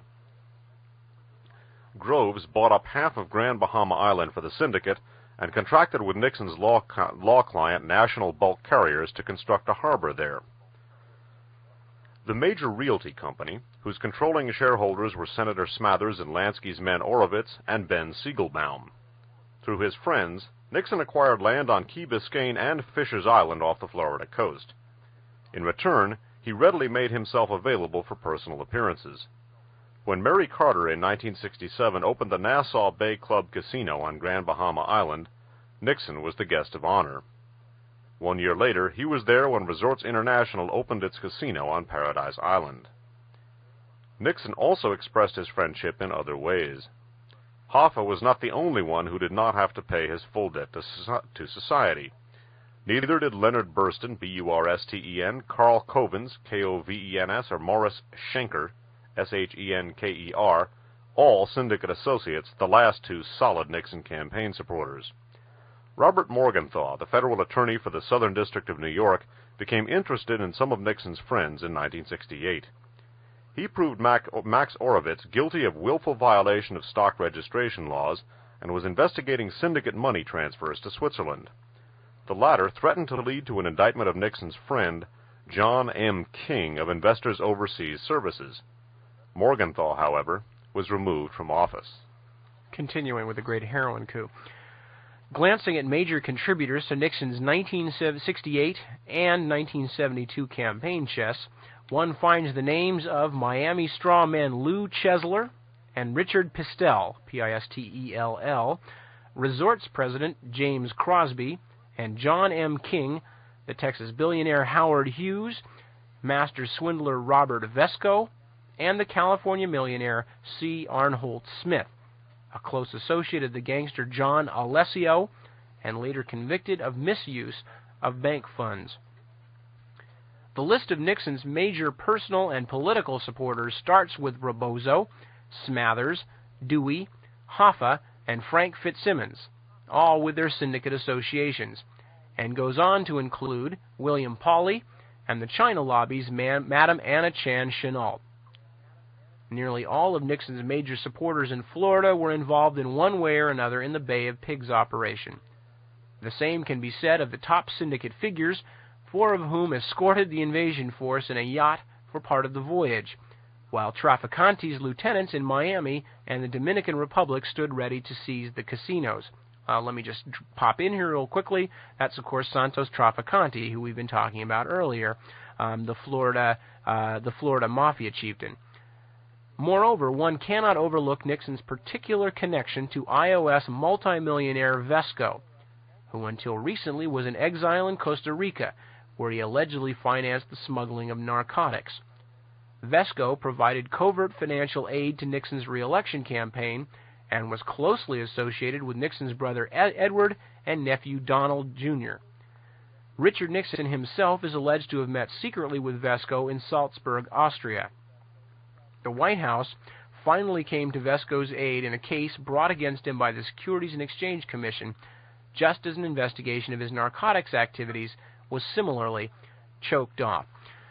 Okay, so in this long segment, we've got a lot of stuff. The basic thing we're talking about here, although, again, you will notice that some of these people are still players today, whether if they are the organizations, the Traficante organization and others still in existence, or, as we mentioned earlier here, the Securities and Exchange Commission investigation choked off by orders of the White House into Vesco's illegal dealings, of course, and as we mentioned a moment ago, William Casey was head of the Securities and Exchange Commission at that time, and of course now, among other things, he is the head of the CIA, the putative head at this point. Now, the main thing here that we're noticing, though, is the fact that it looks like very early on in his administration, or in his career, rather, that Richard Nixon was, in effect, tapped on the shoulder by the Lansky mob and other syndicate figures and was told, "You're our boy, Dick," just in the way that George Smathers became the senator from Cuba and had massive help in becoming a Florida senator from the Florida syndicate. Richard Nixon, all throughout his career, had key help, financial and otherwise, from the mob, the Lansky mob among others, and you can see going back to at least 1946, if not 1943, when he was just a guy playing poker in the Navy. Now, again, the involvement of Richard Nixon throughout his political career with organized crime elements, and in particular with the anti-Castro Cuban exile community, is worth noting. Also, by the way, his connections to the China lobby and its powerful narcotics connections. We discussed the Bay of Pigs in a number of broadcasts, of course, in our Radio Free America shows, or in our Guns of November shows, rather, numbers 1 and 2 in particular. We talked about some of the anti-Castro Cubans and their relationship to the Bay of Pigs. It's also worth noting, too, that in Radio Free America number 12, we went into what we call the Cuban Freikorps at great length. We talked about the whole Bay of Pigs in Operation 40 at considerable length there. Once again, the anti-Castro Cubans from the Bay of Pigs have been front and center in the recent Iran-Contra gate that we are going to be covering at some point in the not-too-distant future in a Radio Free America series. And again, narcotics trafficking is front and center in the background of, or not in the background, in the foreground of that case as well. We took a look at Richard Nixon and his connections, again, to the Bay of Pigs and the U.S. intelligence apparatus in relation to the Bay of Pigs. And that's that, and the Nixon's Lansky connections, and also, again, the China lobby connections are worth noting here, because what we're going to be examining is Kruger's thesis that basically the federal intelligence apparatus and the drug enforcement apparatus were used by the Nixon White House to corral the international heroin traffic for Nixon's mob and anti-Castro Cuban buddies. And that, of course, is consistent with the allegations made not only by Charles Harrelson, but also by L.H. Whittemore and former DEA agent Frank Peroff, that in fact the DEA is involved in the narcotics traffic, not in helping to suppress the narcotics traffic. And again, it cannot be stressed too strongly. Now, we have examined fairly recently, and we'll be examining in some depth tonight, some of the involvement with the anti-Castro Cubans and their involvement in the milieu, and then the same circles that they run in we'll be looking at in later broadcasts, Radio Free America broadcasts on this subject, as we begin to get into Klaus Barbie's Coca Fascista network and others running up out of Latin America. But since we haven't discussed it in depth tonight, we might want to go back real quickly and look at the China lobby. For those not familiar with those, just to briefly reiterate a couple of things. The China lobby, of course, has become is a slang term for the group of people who were either literally supporters of Chiang Kai-shek in China at the time that the Chiang Kai-shek government, always suspect at the best of times, crumbled utterly during the Chinese Revolution, and they were forced out and wound up in Taiwan. But besides that, there was also a large American contingent of supporters of Chiang Kai-shek, and we've talked about it at some great length, and out of the American supporters of Chiang Kai-shek sprang such things as the John Birch Society, and the Anna Chennault mentioned here was the wife of General Claire Chennault, U.S. Army Air Corps, who was himself a good buddy and confidant of Chiang Kai-shek. Now, at the time that the Chiang Kai-shek government fell, large quantities of his soldiers fled across the border of China into various Southeast Asian countries, and it was at the time that they were a rogue army on the loose in Southeast Asia that the next connection between Chiang Kai-shek and the China lobby and the drug trade come into effect. Well, yeah, it's worth noting that Chiang Kai-shek had been heavily involved with the narcotics traffic through a fellow by the name of General Tai Li. Tai Li, in turn, who was described sort of as Chiang Kai-shek's Himmler. He basically was Chiang Kai-shek's intelligence and internal security chief. The bulk of his organization was provided by a Shanghai narcotics and organized crime syndicate called the Green Gang, headed by a man named Tu Yue-sheng. So that, in essence, Chiang Kai-shek's national security apparatus was inseparable from the narcotics traffic in that part of the world. And in the United States, the China lobby here became heavily involved through people like General Albert Wiedemeyer and others with Chiang Kai-shek. Now, in Southeast Asia, the China lobby, not only in the Golden Triangle through the Kuomintang, but also eventually through representatives of the China lobby that got involved, that participated pivotally in the U.S. involvement in Vietnam, helped to bring the narcotics into the United States. Again, in Radio Free America number 24, we covered the evolution of the narcotics traffic in Southeast Asia at great length and the pivotal involvement of the Central Intelligence Agency in it. Now, it's worth noting also that as we looked at in Radio Free America number 24, the growth not only of the Sicilian mobs and the American syndicates' involvement in narcotics traffic, but also that of the Corsican syndicate themselves, the Union Corse, were spurred greatly by the Central Intelligence Agency, which used both organizations, as an anti-Castro cadre, anti-communist cadre in that part of the world. So that the original involvement of people like Lucky Luciano and the various Corsican gangsters, some of whom we're going to look at in our next Radio Free America, stems directly from their role as anti-Castro, anti-communist guerrillas for the Central Intelligence Agency. But the China lobby and their minions in Vietnam and the Kuomintang involvement in Burma, in Thailand, in the so-called Golden Triangle, and the long-standing involvement of Chiang Kai-shek's forces in the narcotics traffic are front and center here. One of the things we looked at in Radio Free America number 12, the third of our Aryan Nation series, was the evolution of elements of the China lobby into the Cuba lobby. The aforementioned William Pauley, mentioned in the chapter we just read, was a key figure who was involved with the China lobby, and then became one of the most vociferous advocates of Operation 40, the series of guerrilla raids carried out by the Central Intelligence Agency against Fidel Castro.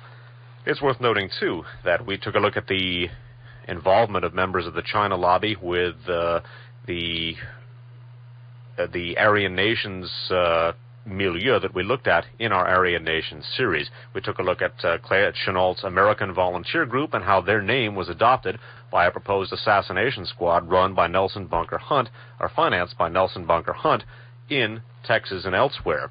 So the China lobby is inseparable from the things that we're looking at here, and in turn, elements of the China lobby, one of the things we looked at in Radio Free America number 11 was the involvement of China lobby figures in the assassination of President Kennedy.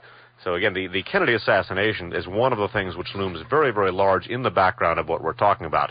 Elements of the China lobby, and in turn, the China lobby's evolution from the MacArthur group that we looked at, the involvement of anti-Castro Cubans, the involvement of many of the members of the syndicates such as Santos Trafficante, Carlos Marcello, and others, or probable involvement in the Kennedy assassination should not be overlooked here. One of the things that we should stress, perhaps with regard to the material that we're reading from Henrik Kruger, we're going to try and spell as many of the names for you as we can, because some listeners have expressed confusion about how some of the names were spelled, but beyond that, we're not going to be able to go over every detail, to put it mildly, in these chapters. Kruger is a very, very dense writer. There are an awful lot of names and events that are going to crop up here. We are just not going to be in a position to stop and analyze every single one, so bear with us as best you can, because Kruger's the pace he sets here is unmerciful, and you're going to hear an awful lot of names, and we're just not going to be able to go over every one of them in the detail that we might like. So we're going to proceed now with the establishment by the Nixon White House of basically an assassination squad, which eventually came under not only the supervision of the Nixon White House, but also the DEA, that was initially or allegedly supposed to eliminate major narcotics traffickers. In fact, it appears that what it was used to do was to eliminate the competition of Nixon's organized crime and intelligence associates for control of the narcotics traffic. We're going to take a look at Kruger's thesis that is in fact what they were doing in a little bit. Returning again to Henrik Kruger's The Great Heroin Coup, in a chapter called White House Hanky-Panky. Never had Richard Nixon's White House staff been so preoccupied with narcotics matters as in the summer of 1971. They were obsessed with two projects, a new White House intelligence and enforcement unit as envisioned by the Houston Plan, and a comprehensive narcotics control apparatus similarly under direct presidential control. The two idées fixées converged in a conspiratorial and political criminal network of hitherto unimagined dimensions. That summer, the White House set up the Special Action Office for Drug Abuse Prevention alongside the Special Investigation Unit, otherwise known as the Plumbers. Several of the Plumbers also worked on narcotics affairs. The group's key figures included Egil Krogh, Krogh, chief plumber, who followed John Ehrlichman, for whose law firm he had worked part-time, to the White House in 1968, within months of his graduation from the University of Washington Law School. He was named Deputy Assistant to the President for Law Enforcement, and within 3 years found himself in charge of both Nixon's narcotics and law enforcement campaign, and of the Plumbers Squad.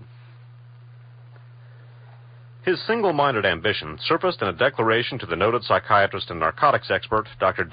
Daniel S. Friedman, when the latter refused to support one of Krogh's programs. Quote, "Well, don't worry. Anyone who opposes us will destroy. As a matter of fact, anyone who doesn't support us will destroy." Krogh would wind up in jail for the break-in at the office of Daniel Ellsberg's psychiatrist, Dr. Lewis Fielding. Walter Minnick, M-I-N-N-I-C-K, temporary plumber, a young graduate of Harvard Business School and a former agent of the CIA, who joined Krogh's narcotics staff in the spring of 1971 and later helped draft the reorganization plan that created the DEA.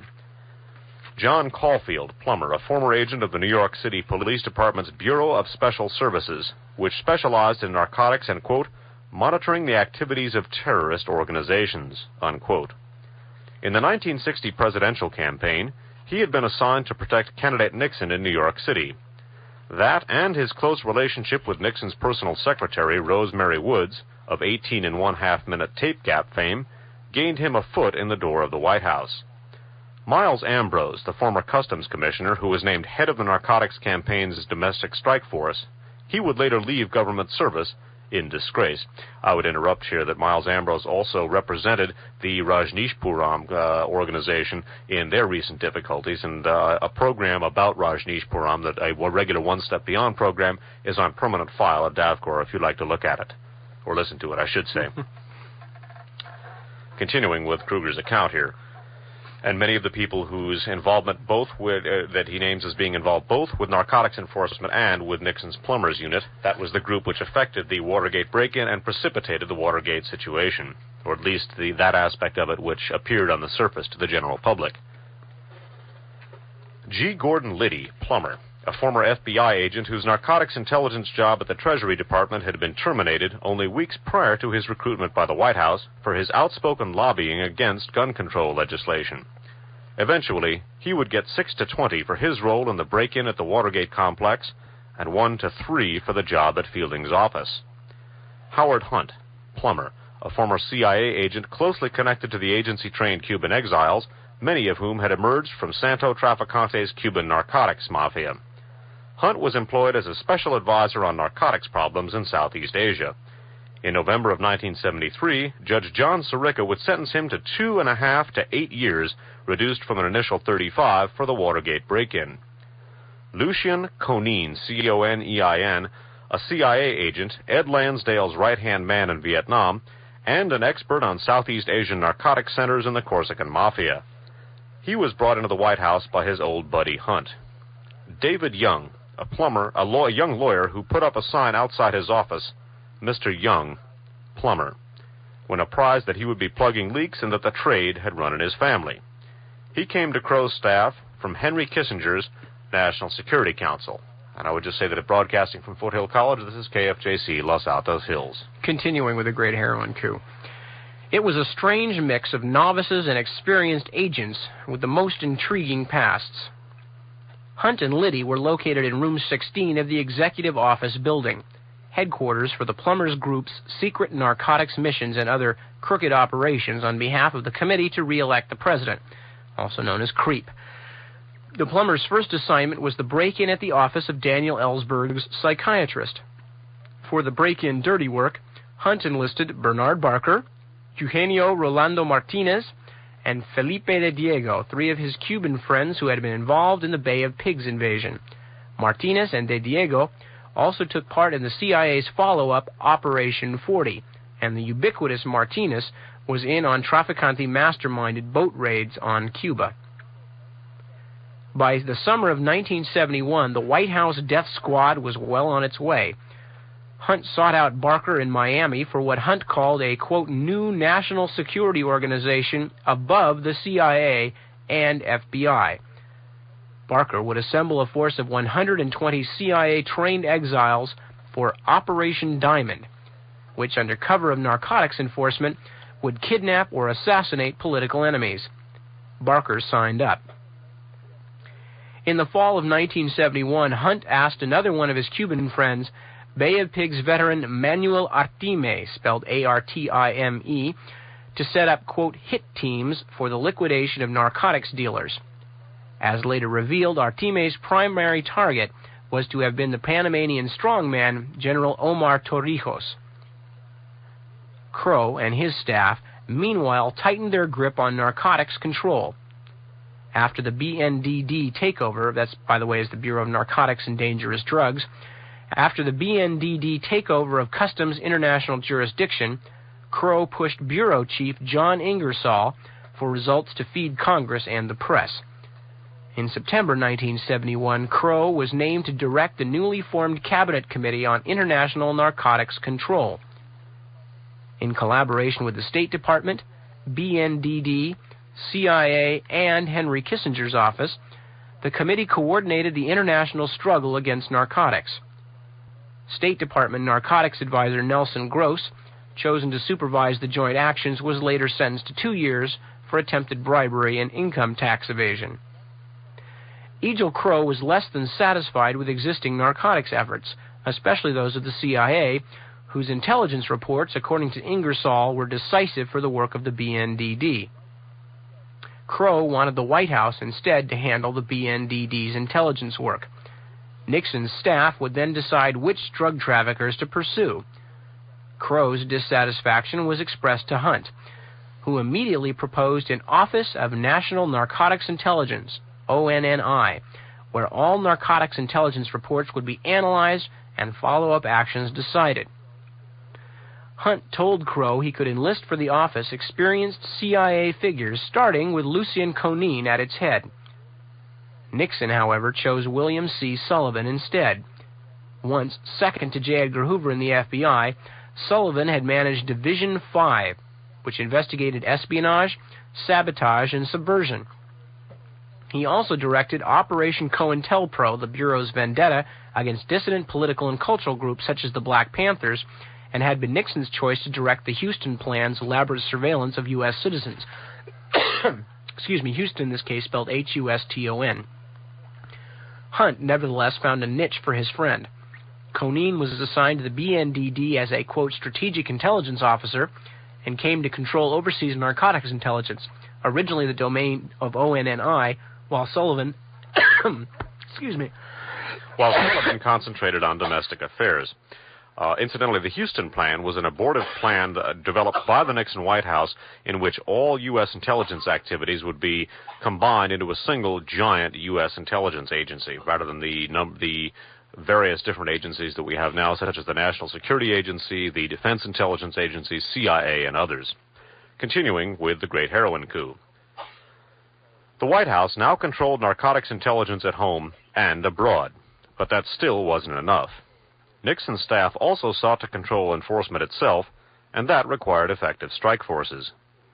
In January of 1972, the White House set up the Office for Drug Abuse Law Enforcement, ODALE, according to a plan conceived by Gordon Liddy. It became the domestic strike force under Miles Ambrose, whose government career ended with news of his pleasure trip to the ranch of a Texan indicted for narcotics and gun running. ODLE soon became notorious for its record of illegal raids, no-knock entries into private homes, and beatings of innocent people. Some called it the American Gestapo. Overseas as well, the White House was dissatisfied with the BNDD's enforcement powers.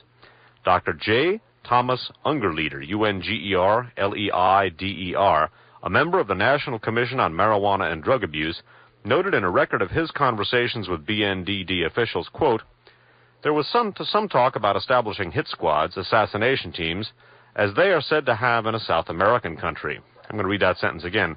"There was some talk about establishing hit squads, assassination teams, as they are said to have in a South American country. It was stated that with 150 key assassinations, the entire heroin refining operation can be thrown into chaos. Officials say it is known exactly who is involved in these operations, but can't prove it."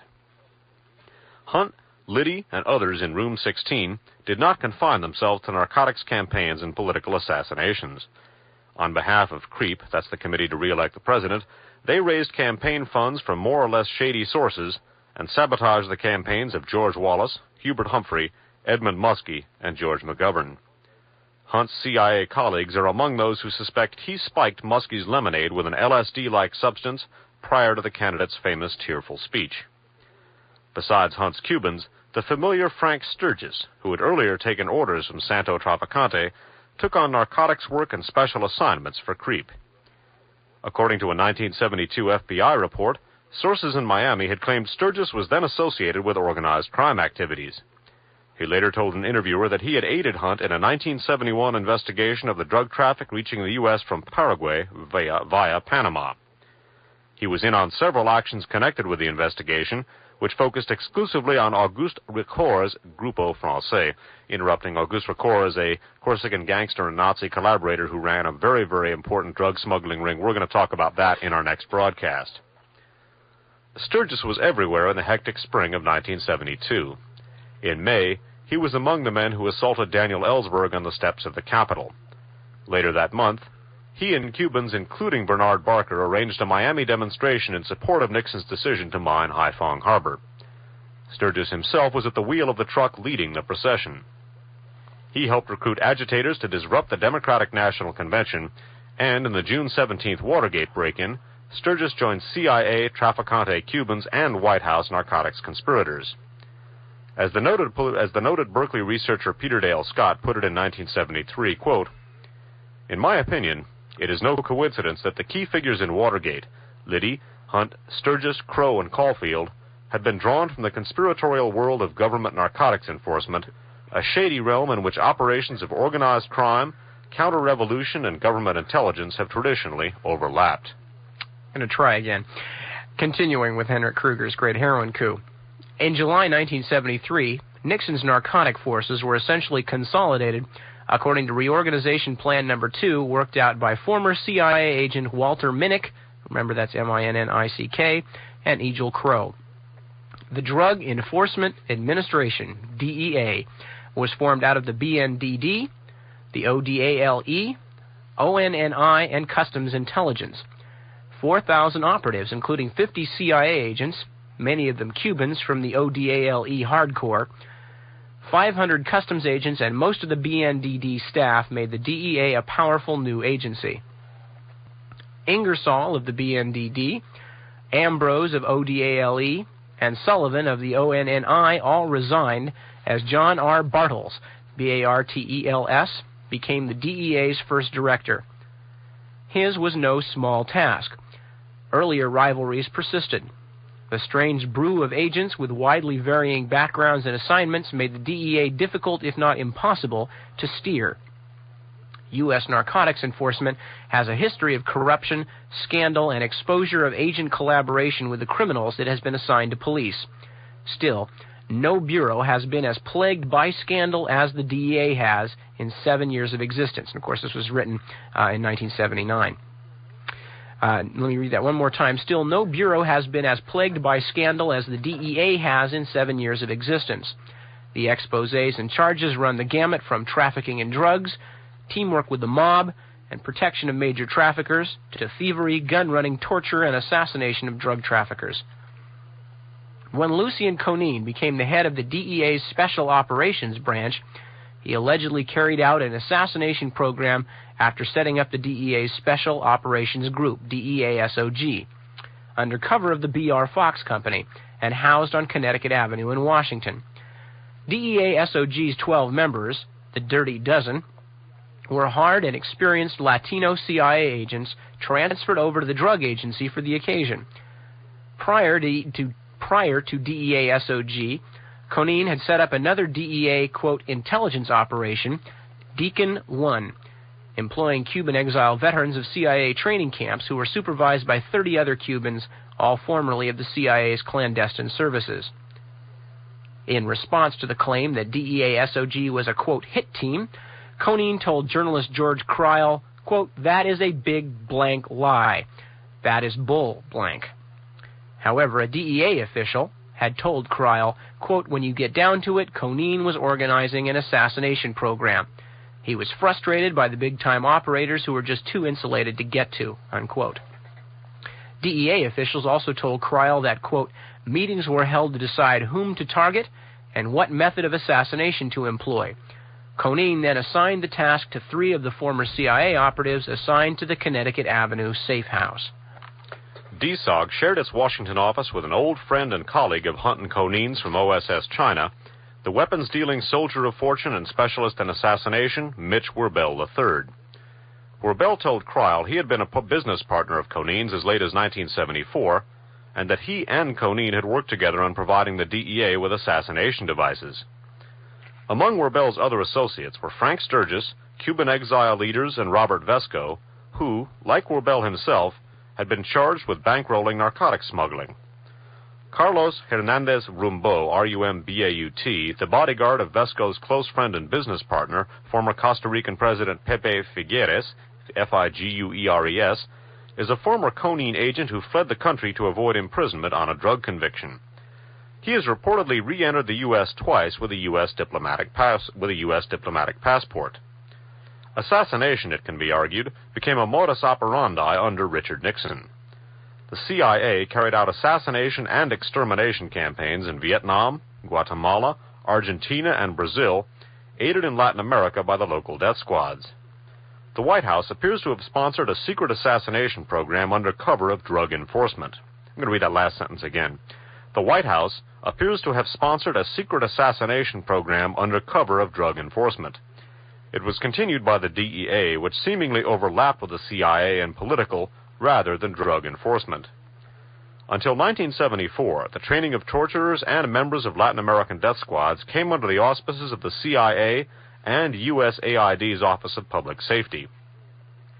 Some 100,000 Brazilian policemen, for example, were trained, and 523 of them were chosen for courses in the USA.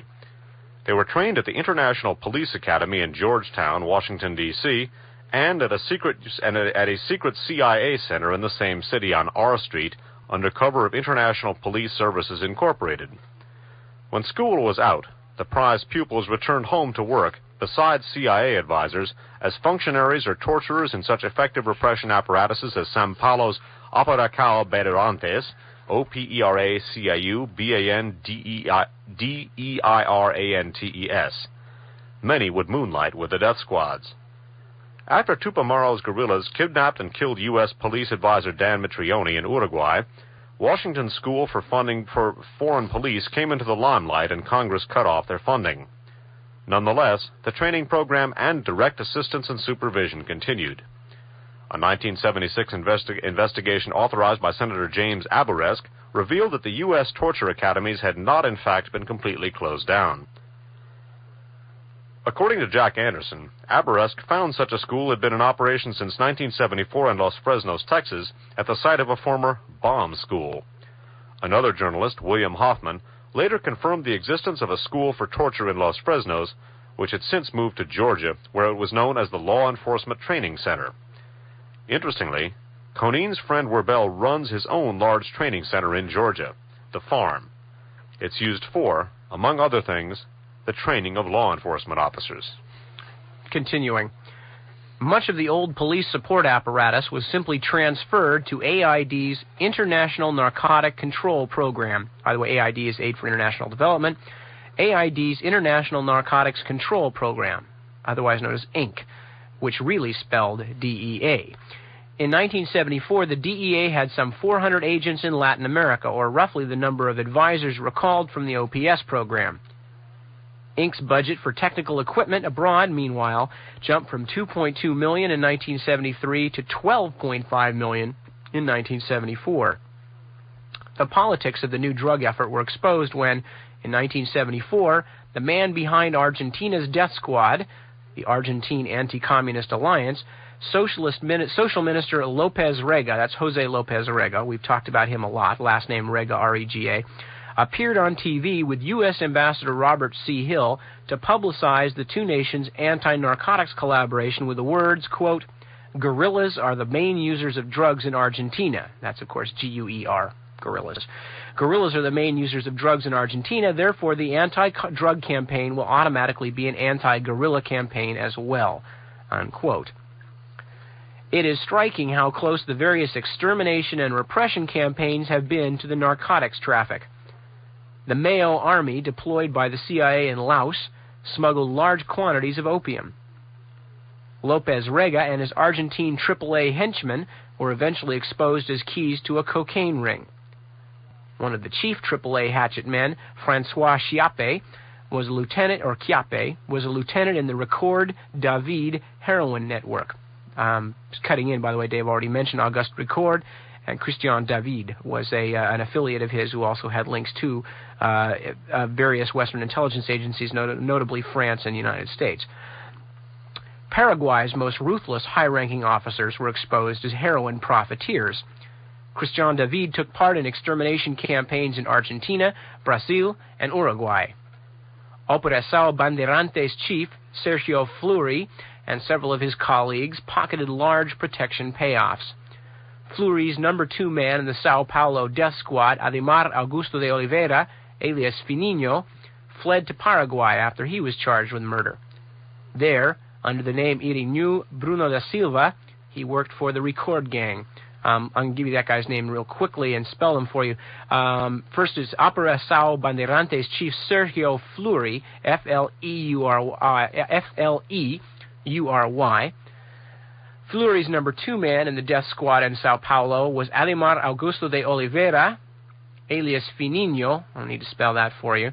Fled to Paraguay. There, under the name Irineu Bruno da Silva, he worked for the Record gang.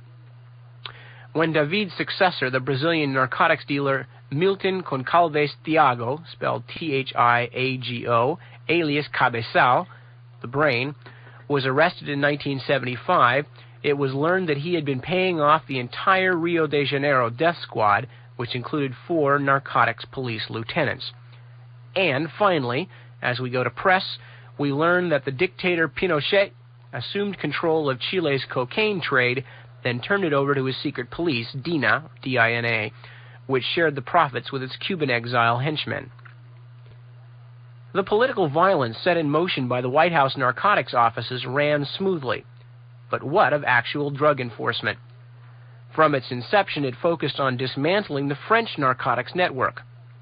When that was done, America would be free of the heroin plague, or so said Nixon and his staff. Reports of increasing amounts of heroin from Southeast Asia and Mexico were obscured by the great public relations campaign on the struggle against the Corsicans. The Turkey-Marseille U.S. heroin pipeline was indeed shut down, and the French Corsican mafia was almost totally decimated. But major new suppliers in Southeast Asia and South America were left untouched, despite warnings and reports, and despite the many CIA experts, unquote, on the Latin American drug scene. Not only were most major heroin suppliers in the 2 regions left alone, they were protected, and they were aided by the arrest of small-time competitors. At home, the story was nearly the same. ODALE and DEA nabbed only minor distributors and sidewalk pushers. Well, that's a mighty long segment to digest here. We're going to take a long musical break so that people can rest, since we've rested their brains, and we'll rest our mouths, and poor Nip can rest his slightly flu-ridden lungs. And then we're going to come back. We're going to recap some of what we've just seen, and we're going to look at Kruger's allegations and analysis of the great heroin coup itself. So don't go away. Dave Emory, myself, Nip Tuck, and as Dave put it, my slightly flu-ridden lungs will return with more of Radio Free America in just a few moments right here on KFJC.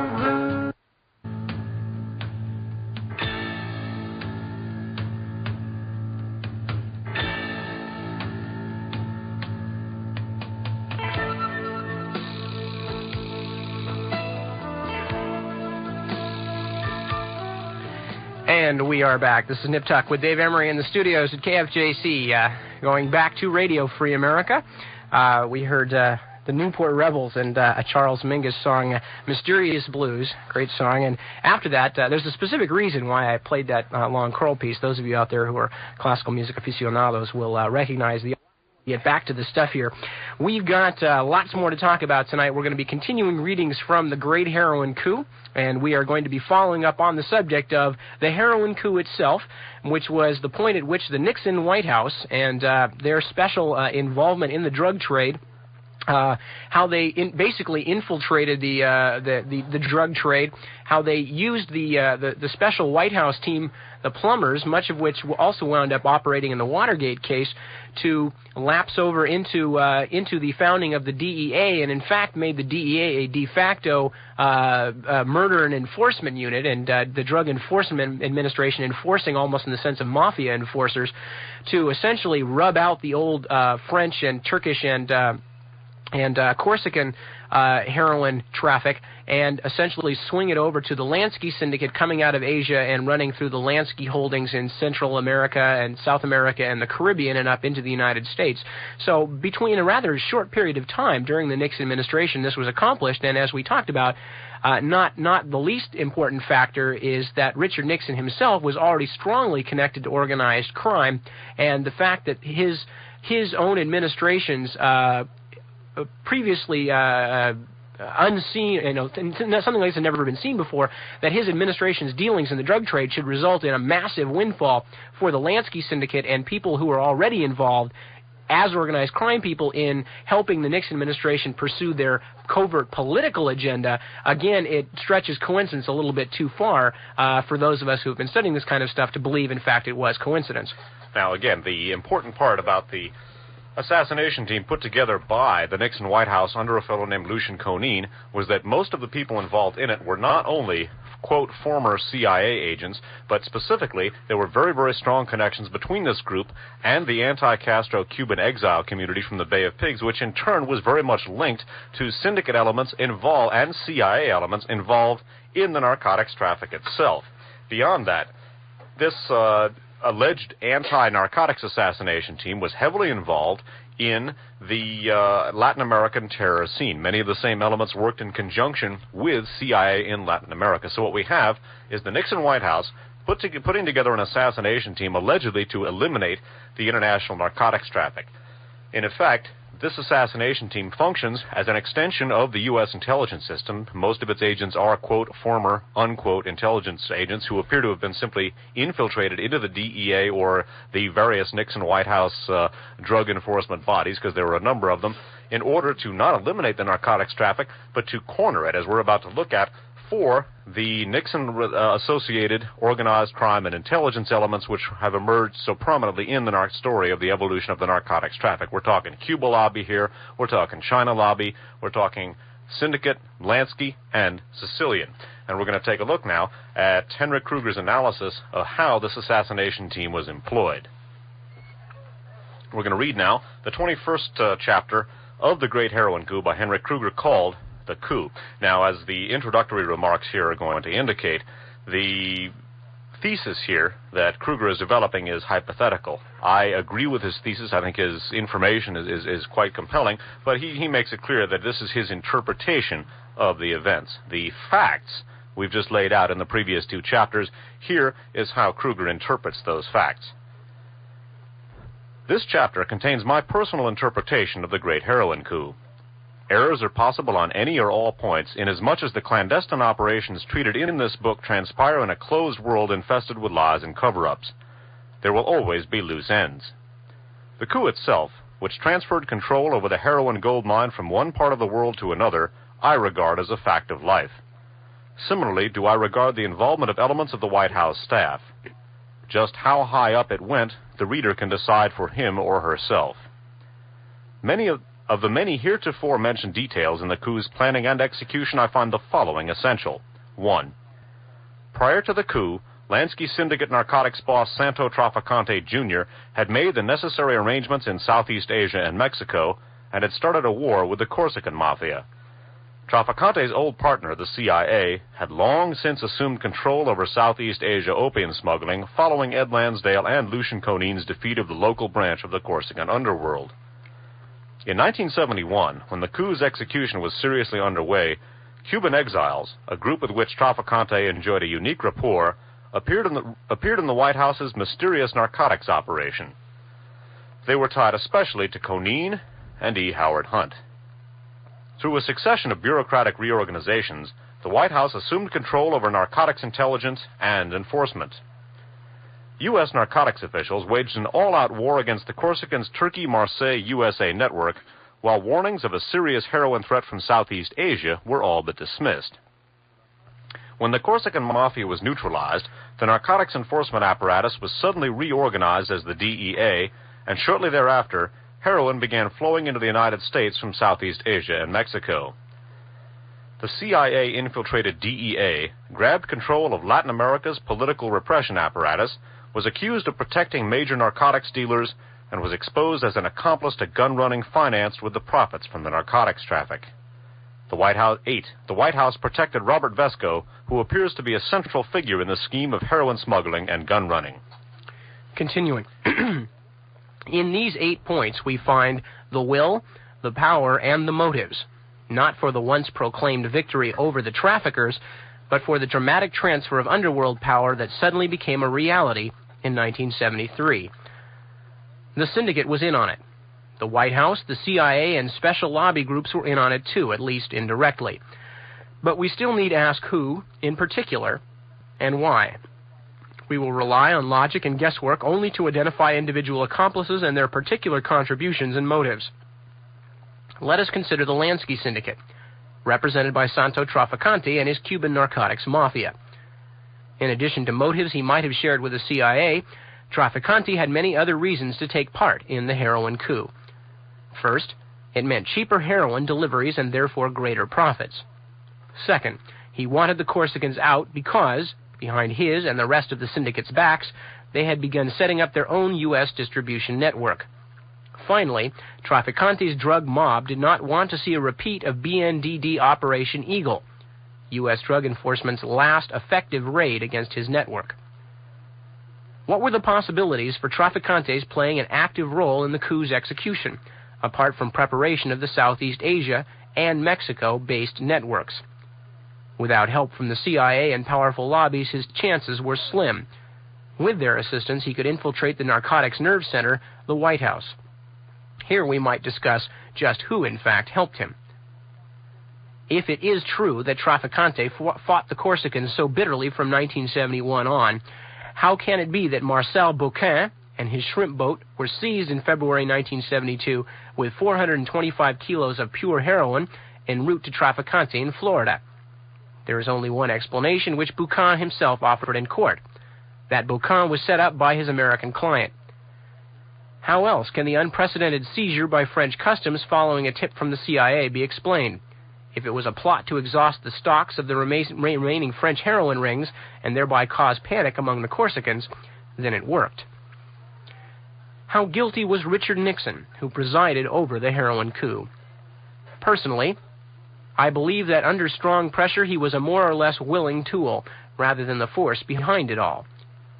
Pointing to Nixon's guilt are his close association with the Cuba lobby, with people connected to Lansky and Trafficante, and with Robert Vesco. In addition, his dirty tricks department relied heavily on Cuban exiles. The Cubans would never have supported him with dangerous criminal acts, demonstrations, donations, and votes if he had really been out to eliminate their most profitable business. Nixon would have been ruining the Cuban mafia and to an extent the syndicate as well, and thereby his friends in Florida. He would have been digging his own grave. Thus, Nixon tackled the drug problem as he did every political problem. He followed the path of least resistance, and that meant ignoring his criminal allies in Florida and Southeast Asia while he hounded the Corsicans, who had no constituency, to death. That Nixon might have been involved in the heroin coup for his own personal gain is lent credence by the following quote from Dan Molday's respected book, The Hoffa Wars, Charter Books, 1978. A former Nixon aide, not privy to the Hague investigation, says that one of his associates in the White House mentioned to him sometime during the impeachment summer, unquote, that someone high up, maybe White House Chief of Staff General Alexander Haig, was interested in Nixon's possible organized crime involvements, unquote. That conversation involved a massive payoff, unquote, from those in Army Service Club scandals in Vietnam during 1969 or 70. The aide says that the Service Club ripoffs, quote, involved the mafia and millions of dollars, and that the main focus of the interest by someone high up in the White House was on whether the top mafia guy who ran, quote, all these things in Southeast Asia, unquote, had made payoffs to Nixon. The crime figure, he says, was the one who was apparently known as the so-called mastermind or architect of the Southeast Asian drug trade, who was very powerful and very well known as a mob leader. According to government narcotics experts, the central figure in the Indochina Golden Triangle narcotics traffic was Santos Trafficante, unquote. In my opinion, the central manipulator in the whole narcotics scheme was the CIA, or rather a faction within it. It is erroneous to treat the agency as a monolith. Various lobby groups have their own agents in the company, generating internal power struggles that reflect political polarizations external to the CIA. There are, doubtless, CIA factions wholeheartedly in favor of ending America's policeman and oppressor roles, and in favor of social democratic rather than right-wing regimes. Equally certain is the fact that one should take the agency's new, outwardly benign face with a grain of salt. Within the agency there remain powerful groups promoting continued support of old friends in Latin America and Southeast Asia. The China-Cuba lobby has traditionally been one of the most influential within the CIA, and there is little reason to believe that the situation has seriously changed. Finally, the agency has laid low of late, as the Carter administration has lobbied for a relaxation of constraints placed upon it by Congress in the wake of the 70s exposés of CIA horror stories. In addition to, or rather behind, the CIA's new official policy, there is also an unofficial one. It manifests itself in such matters as the manipulation of the DEA to perform what previously had been CIA dirty work, and in the toleration, if not encouragement, of a large, apparently independent army of Cuban exile terrorists available for action in Latin America at the request of the presiding dictators. The evidence suggests that the forces behind the unofficial policy were able to place many of their loyal CIA agents in the DEA and in such private intelligence agency covers as Intertel and Wackenhut, where they continue their tasks while letting the agency wash its hands. Intelligence is still gathered by the CIA, but some of the dirtiest operations are now performed by former, unquote, agents. We cannot, of course, discount the possibility that the unofficial policy is in fact executed by former agents who had either been purged from the agency or left in protest against its more moderate line. However, that implies that a renegade CIA faction now runs an independent secret service, aided by lobby interests, in other words, not Intertel, but an even more powerful, quote, third force. If that is so, I could come up with only one lobby group with the relevant motives as well as the power to back them. The World Anti-Communist League, otherwise known as WACL. WACL. WACL can mobilize CIA agents closely associated with the China-Cuba-Chile lobby, especially the large contingent of former agents of the Gehlen-Vlasov organization, in parentheses, the intelligence agency run by Hitler's master spy Reinhard Gehlen, which became the BND, the West German equivalent of the CIA. E. Howard Hunt was clearly the China, Cuban, Latin American lobby's man. That he is also tied to WACL is suggested by the fact that William F. Buckley, Hunt's close friend for 20 years and the godfather of his children, was one of WACL's top U.S. supporters. Also connected to the same lobby groups are Lucien Conein and the State Department's former intelligence chief, Ray S. Klein, who continues to be a frequent guest at the Taiwan World Anti-Communist League stronghold. Hunt and Conein were the vital forces behind the White House's great heroin coup. Hunt secured the Cuban exiles their necessary footing, and he got his friends Bernard Barker and Manuel Artime to set up, quote, hit teams to kidnap and murder Latin American narcotics traffickers. According to Frank Sturgis, those traffickers included members of Auguste Ricord and Christian David's Grupo Francais. Hunt persuaded Agel Crow to bring CIA agents into the White House narcotics apparatus. He told Crow that he knew, quote, key CIA officers who could be temporarily detached from the agency and employed by the new liaison group, unquote. It was Hunt who recommended Lucien Conein to head the group. Finally, it was intelligence reports from the CIA and Conein's group which made White House narcotics actions focus almost exclusively on the Corsicans. Conein's close friend, Mitch Werbel III, told journalist Jim Hogan he, quote, found it difficult to believe that a lifelong spy of Conein's stature could ever really leave the CIA. Accustomed to the use of other government agencies as CIA covers, Werbel quite naturally held open the possibility that Conein's DEA job was no more than an exercise in sheep-dipping the backgrounds and identities of the Dirty Dozen, all of whom were CIA veterans, unquote. The desire to help its old friends in Southeast Asia and Latin America was not the CIA's only motive for promoting the heroin coup. The Gaullists in France, including their loyal adherents in intelligence agency SDECE and their dirty tricksters in SAC, were, in the de Gaulle era, the CIA's arch enemies, as well as rivals for control of the world heroin trade. One can well imagine the CIA joining forces with Georges Pompidou and other pro-U.S. forces in France in crushing the old Gaullist intelligence network. In 1973, with the Corsicans finally pushed out of the picture, the White House reorganized the narcotics effort to form the DEA. Almost immediately, heroin began flowing to the U.S. from new sources of supply. Journalist Ron Rosenbaum cites the following statement by a U.S. Customs official. Quote, BNDD and Customs are finally getting somewhere. They break up the French connection. They're getting big conspiracy cases. Suddenly they, the White House, step in and there's this big shakeup, and by the time people get back to work, the Mexican connection is set up, protected, and doing big business. What's that say to you?" Unquote. He might have added that the Southeast Asian connection was also protected and doing big business. The emergence of the DEA was the next to last phase of the heroin coup. Hunt and Conin's CIA agents moved into DEA intelligence and operation, Conin locating 12 Latino CIA agents in his Special Operations Group alone. The Dirty Dozen was officially created to combat Cuban and Latin American narcotics smugglers, allegedly following the assassination approach conceived in the darkest corners of the White House. It must have been a gag. Conin's forces were apparently directed, for the most part, against small-time independents who had competed with the big-time traffickers in on the heroin coup. The biggest Cuban network, Santo Traficantes, went untouched. Miami's 1974-75 murder wave in Little Havana might even have been connected to the activities of Conin's Cubans.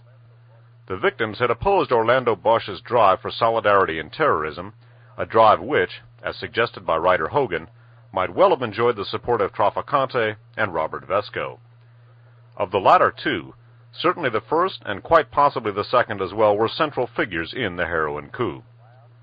That brings us to the political phase of the heroin coup, which began with the DEA's 1974 takeover of the CIA's Latin American torture and repression apparatus, and ended with the 1976 creation of CORU, Bosch's terrorist army. Ended is, however, the incorrect word, since the brutalities financed by the heroin coup continue. The DEA, or that part of it penetrated by the CIA, protects the major narcotics dealers. The latter, in turn, support, financially and through gun running, anti-communist paramilitary groups which work hand-in-hand with Latin American police and military forces, whose death squads and torturers are supervised by agents of the DEA. The infiltration of the DEA and the variety of political assignments for its agents have caused such violent splits within the Bureau that one can speak of two wings which fight one another. One wing carries out guns for drugs and protection programs, the other tries desperately to combat the drug traffic carried out or protected by the first. Among the expressions of this bitter internal strife, apparently, are the Cecilia Falcone and Werbel cases, and the dismissal of DEA Director Bartels for suspected corruption. Recently, the use of drug profits to finance right-wing terrorism has been placed in a new perspective by revelations of Cuban exile teamwork with European and Latin American fascists, and the economic support of the World Anti-Communist League for the same anti-communist groups. And that brings us to the final link in the chain of drugs, intelligence, and fascism. And I would emphasize that our next Radio Free America show is going to cover that final link. And the next link, we're going to talk not only about Klaus Barbie and the cocaine situation, but about this final intersection, the final link, as Kruger puts it, in the chain of drugs, intelligence, and fascism. Let me add that broadcasting from Foothill College, this is KFJC Los Altos Hills. We're not going to go to that last section, this next topic in tonight's broadcast. We're going to read a little bit more about the actual results of Kruger's thesis here, the Great Heroin Coup, the use of former CIA agents in the DEA not to eliminate the heroin traffic, but to corner it for Nixon's intelligence and organized crime allies. We're going to look at the results of the heroin coup in terms of the actual heroin traffic itself, because the actual subject of the use of the DEA and narcotics trafficking for right-wing terror is going to occupy the bulk of our next broadcast. We should actually have some time for some phone calls here, maybe after a telephone break, but we're going to continue with some more information here. All right, reading a little bit more from the Great Heroin Coup. From 1975 until the end of 1978, the DEA consistently maintained that between 80 and 90% of the heroin consumed in the United States was Mexican. However, the claim doesn't stand up against the following facts. 1. 80% of the world's heroin, exactly the figure exported from Marseille until 1972, was, at least until late 1976, produced from opium harvested in the Golden Triangle and distributed via Bangkok, Singapore, and Hong Kong. 2. The number of arrests of couriers en route from Southeast Asia increased steadily after 1973. 3. Reports from New York and other big cities testified to the arrival of large shipments of white heroin from Southeast Asia. 4. The market supply of heroin did not dwindle despite aerial destruction of an estimated 60% of Mexico's poppy fields in early 1976. 5. An effective tidal wave of Golden Triangle heroin began flooding Europe in 1973, while many couriers en route to the U.S. and Canada were nabbed by European police. 6. The DEA was aware of Santo Traficante's dealings in Southeast Asia, as well as the later Mafia summit in Palermo, where large sums of money were set aside for investment in the Golden Triangle. 7. It was easy to verify the narcotics flow from Mexico since the border was subject to close surveillance, but to conclude that most of the heroin on the U.S. market originated in Mexico was a stretch of logic. Even the DEA had to admit the tenuousness of its claims.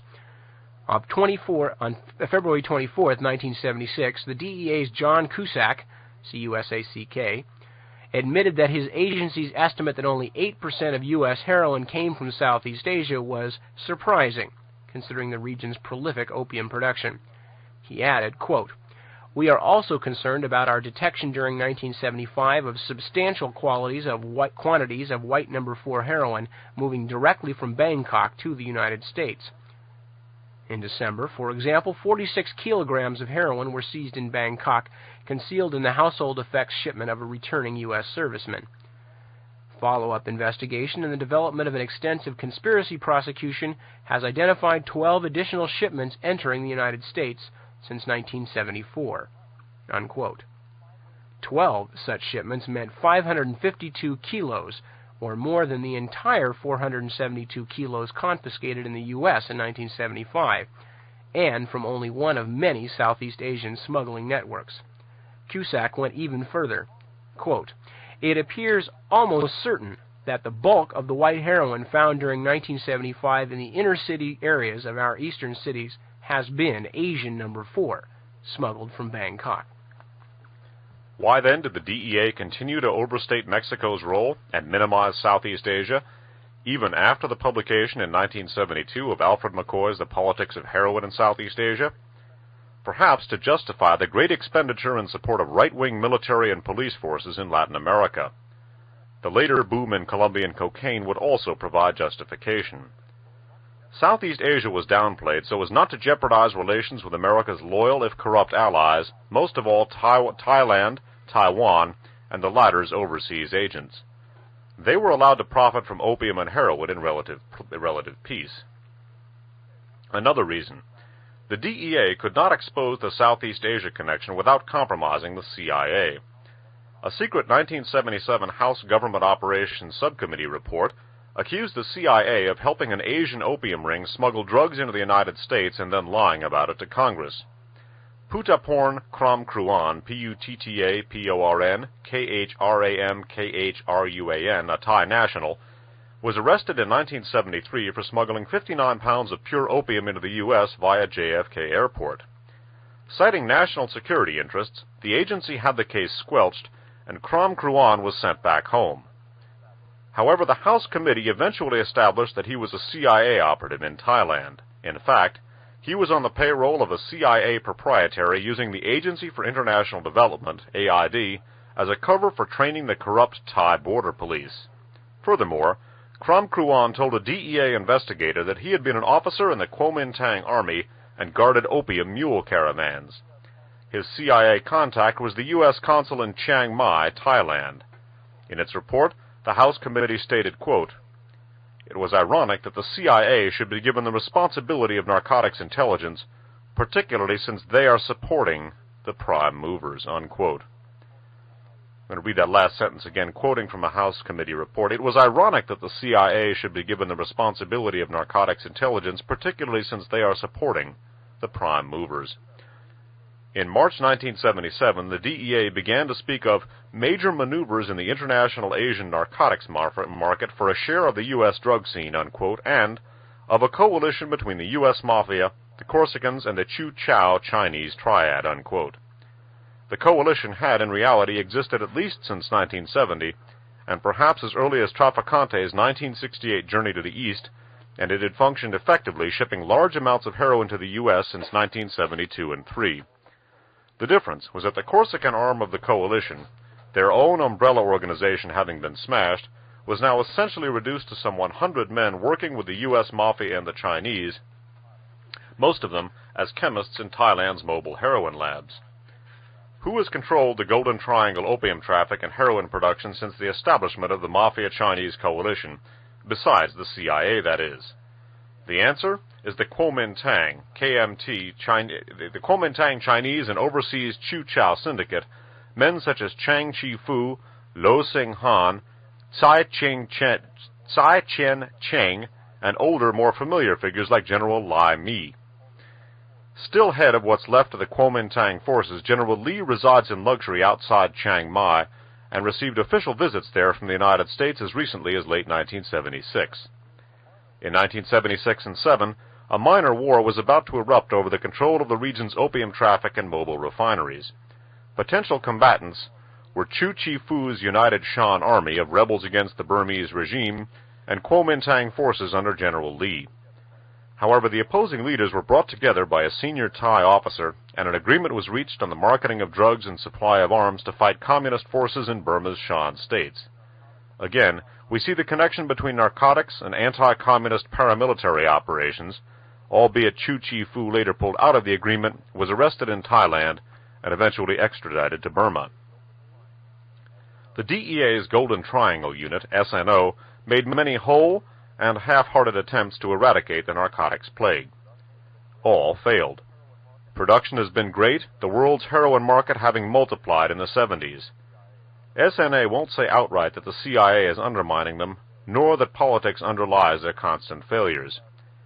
An SNO agent, nevertheless, came close to doing this in his 1976 statement to Alfred McCoy, quote, "If they were selling shares in Golden Triangle Heroin Incorporated in 5, 10, and 20-year bonds, I would put my money on a 20-year bond. The only thing that would end the whole Golden Triangle business would be a communist takeover in Thailand. If that happened, I'd sell my stock," unquote. Here again, the point being that the Great Heroin Coup not only shifted the control of the heroin traffic from the Corsican syndicate to their Sicilian and Cuban and CIA competitors, but beyond that, the main focus of the heroin traffic was not Mexico, as was being bandied about, by the DEA, but rather Southeast Asia. And I think it's worth bearing in mind Kruger's, not only his analysis of the possible role of the Galen World Anti-Communist League organization in this narcotics traffic and the use of parallel police for anti-communist terror, read anti-democratic terror, because according to Wackel and CIA elements, basically a communist is anyone who doesn't believe in fascism, and I think that there are an awful lot of graves marked and unmarked all around the world that would testify to that. Graves of priests, school teachers, and all kinds of other people who were not communists, but were not fascists either, and paid dearly for that philosophy. I think it's worth considering the tremendous amount of press being given to Mexico as a center of corruption and drug traffic to this day, and whether or not the attention being focused on Mexico again serves to provide the pretext for the use of the DEA and other organizations for the use of intelligence and, quote, anti-communist, read fascist operations. Indeed, and also, as we were talking about at the beginning of the broadcast, many of the current things going on in terms of not just the Iran and Nicaraguan scandal story coming out, but a lot of the current administration policy has begun to come back in bits and pieces as being tied into the narcotics trade. Of course, we have become massive suppliers in the past 7-8 years now of the Afghan guerrillas, the Mujahideen, through Pakistan. Of course, this is one of the reasons that General Zia al-Haq is still in charge in Pakistan. The man is it's a military government. It's practically martial law in Pakistan. And Zia al-Haq, of course, is our man there, and we are using Pakistan as our conduit for weapons to the Mujahideen guerrillas. But on the flip side, recently, packages of hashish have been showing up in the United States with the Mujahideen slogans and propaganda on them. Buy a gram of hash, kill a Russian, etc., that sort of thing. That's just one example. Of course, we talked at great length about what's going on with Nicaragua. Now, interestingly enough, at the time that now remember George Bush, our current vice president, And remember, too, also, this is a rather interesting parallel, because of Richard Nixon, as vice president, sort of putting together his connections to the drug trade and these other various trades and the intelligence apparatus and all these things, preparatory to becoming president, as he felt he would in 1960, and setting up things like the Bay of Pigs operation, again, thinking that he was going to be the president in 1960. Bear that in mind with George Bush, who, of course, is the heir apparent. George Bush himself also naturally a former DCIA, director of the CIA, during the time a lot of this stuff was being consolidated in 1975 and 1976, and a lot of the connections between the CIA and the Latin American death squads were becoming institutionalized. More recently, as vice president, George Bush was down in Florida as head of a DEA task force that was supposedly going to put the blocks to the drug traffic once and for all. Well, leaving the obvious absurdity of that aside, since as we've talked about at great length, and we'll talk at even greater length during the next Radio Free America, the cocaine trade is largely a creature of the right wing, the American right wing and the Latin American right wing, with some help from the European right wing. But leaving the absurdity of George Bush's claim that he's stamping it out aside, one of those very self-same former CIA agents who we talked about at great length, Frank Turple, suggested that, in fact, George Bush's whole DEA operation in Florida was just a further excuse to inject the CIA, to use the DEA as a form of hypodermic, which is, in fact, what Henrik Kruger is talking about, using the DEA as a form of hypodermic to inject the CIA covertly into further areas of Latin American politics. Now, besides the great heroin coup, which is probably the best source for the stuff we're talking about tonight, which is why we use it at such great length, the cited book, Alfred McCoy's Politics of Heroin in Southeast Asia, lays out a lot of the ground we've talked about in earlier broadcasts. There's some rather interesting things that crop up in some other books as well. I'm going to recommend one or two, and I think Dave's got some to recommend. One of them is a book called Hidden Terrors by A.J. Langeth, which goes in some length about the AID connections, the Aid for International Development. They were talking in the Great Heroin Coup. Kruger was talking about police officers who are trained in these terror factories, essentially in the United States, and sent back down to Latin America, oftentimes with CIA and DEA oversight, trained in basically repressive measures, torture and assassination. And Hidden Terrors by A.J. Langeth, formerly a writer, I believe, for the New York Times, is a book entirely about the death of Dan Mitrione, an American police chief who, with connections to the CIA, who was in fact just that kind of American operative in Latin America, Uruguay and Brazil, among others. There are a variety of other books. Spooks by James Hogan. James Hogan was quoted during this book, is one that you might also want to check out. There are a couple of other books. I would like to emphasize, though, that the material here is probably the best, we'll go into those perhaps at a second, the best single analysis of the interrelationship between, as Kruger puts it, drugs, intelligence, and international fascism ever done. And again, the use of the DEA not only to corner the narcotics traffic, but in turn as a vehicle of the U.S. intelligence apparatus and as a major adjunct to the Latin American terror campaigns shouldn't be overlooked.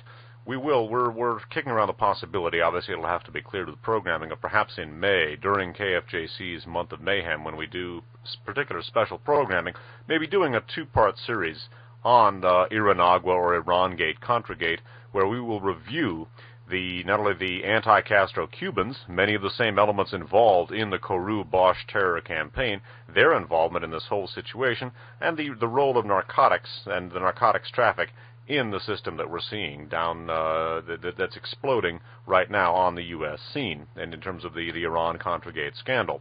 In our next broadcast, we will be talking about the cocaine trade and taking Kruger's next step, the development of the narcotics traffic as a major source of quote, anti-communist terror. And again, the working definition of a communist being anybody who opposes fascism. And I think the activities, for example, in places like Guatemala, El Salvador, and Argentina will bear very eloquent, if perhaps silent, witness to that situation. Archbishop Romero in El Salvador was not exactly a flaming communist, and yet he was assassinated by these, quote, anti-communist death squads. I think that's a good example. We will be talking about that not only in our next broadcast, but like I said, possibly in May, we're going to take up the Iran-Contra scandal in maybe a two-part archive series. We would like to let it percolate for a little while, because obviously there's more information coming out. We were going to do one after our second program, but so much has come out since that we're both pretty glad that we did not leap ahead, since any archive show that we would have done at that time would be awfully incomplete compared to what we have coming out. At the same time, we don't want to let it develop like we did the Pope shooting, because we don't have to do five-hour things, in a future day. I'll say that for sure. But going back to some good books to read on the subject, there's an excellent book called Of Grass and Snow by Hank Messick, the author of Lansky, one of the definitive works on Meyer Lansky, a key player in the Nixon White House and in this whole great heroin coup scenario proposed by Henrik Kruger. Also an excellent book called The Heroin Trail by the authors of Newsday. Also the aforementioned Peroff by L.H. Whittemore, talking about the suppression of the Robert Vesco connection. I think it's worth mentioning, too, that Robert Vesco has been mentioned as being among the people who was involved with alleged Sandinista drug trafficking and alleged Castro-Cuban drug trafficking, whereas, as we've seen, Robert Vesco's affiliations are primarily on the other side of the fence, and indeed, the alleged Sandinista drug smuggling has now appeared to be not only not Sandinista, but indeed Contra drug smuggling, with the case of Adler Barry Seal, something we will be taking up when we go into Iran-Contra gate.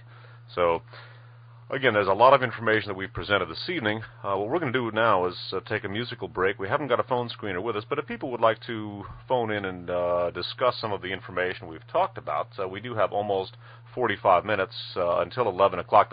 You should treasure the opportunity. We seldom have phone calls in one of our archive shows, but this is sort of the end of one major phase of what we've been talking about, and rather than take up what is really the subject of an entire next archive show, our fourth in this series, and we got at least one more to talk about how the CIA unloaded the psychedelic era, quote-unquote, on people, we thought rather than sort of open another whole door, we'd sort of seal off the entity here. But the phone number up here is area code 415-941-2500. What we'll do is we'll take 3 calls, screen 3 calls, and then go and take the calls, and then if we, depending on how fast they go, put on some more music, screen 3 more calls, and so forth. So if people would like to call in at this point, we have almost 45 minutes. That's right. Now, there's always the possibilities that everybody has their tapes on, and they're not going to find out that we're calling for phone calls until they put the tape on tomorrow. But we will take a musical break, and if you are out there and you would like to talk about some of this stuff, as Dave mentioned, I think it's been about 12 or 13 or maybe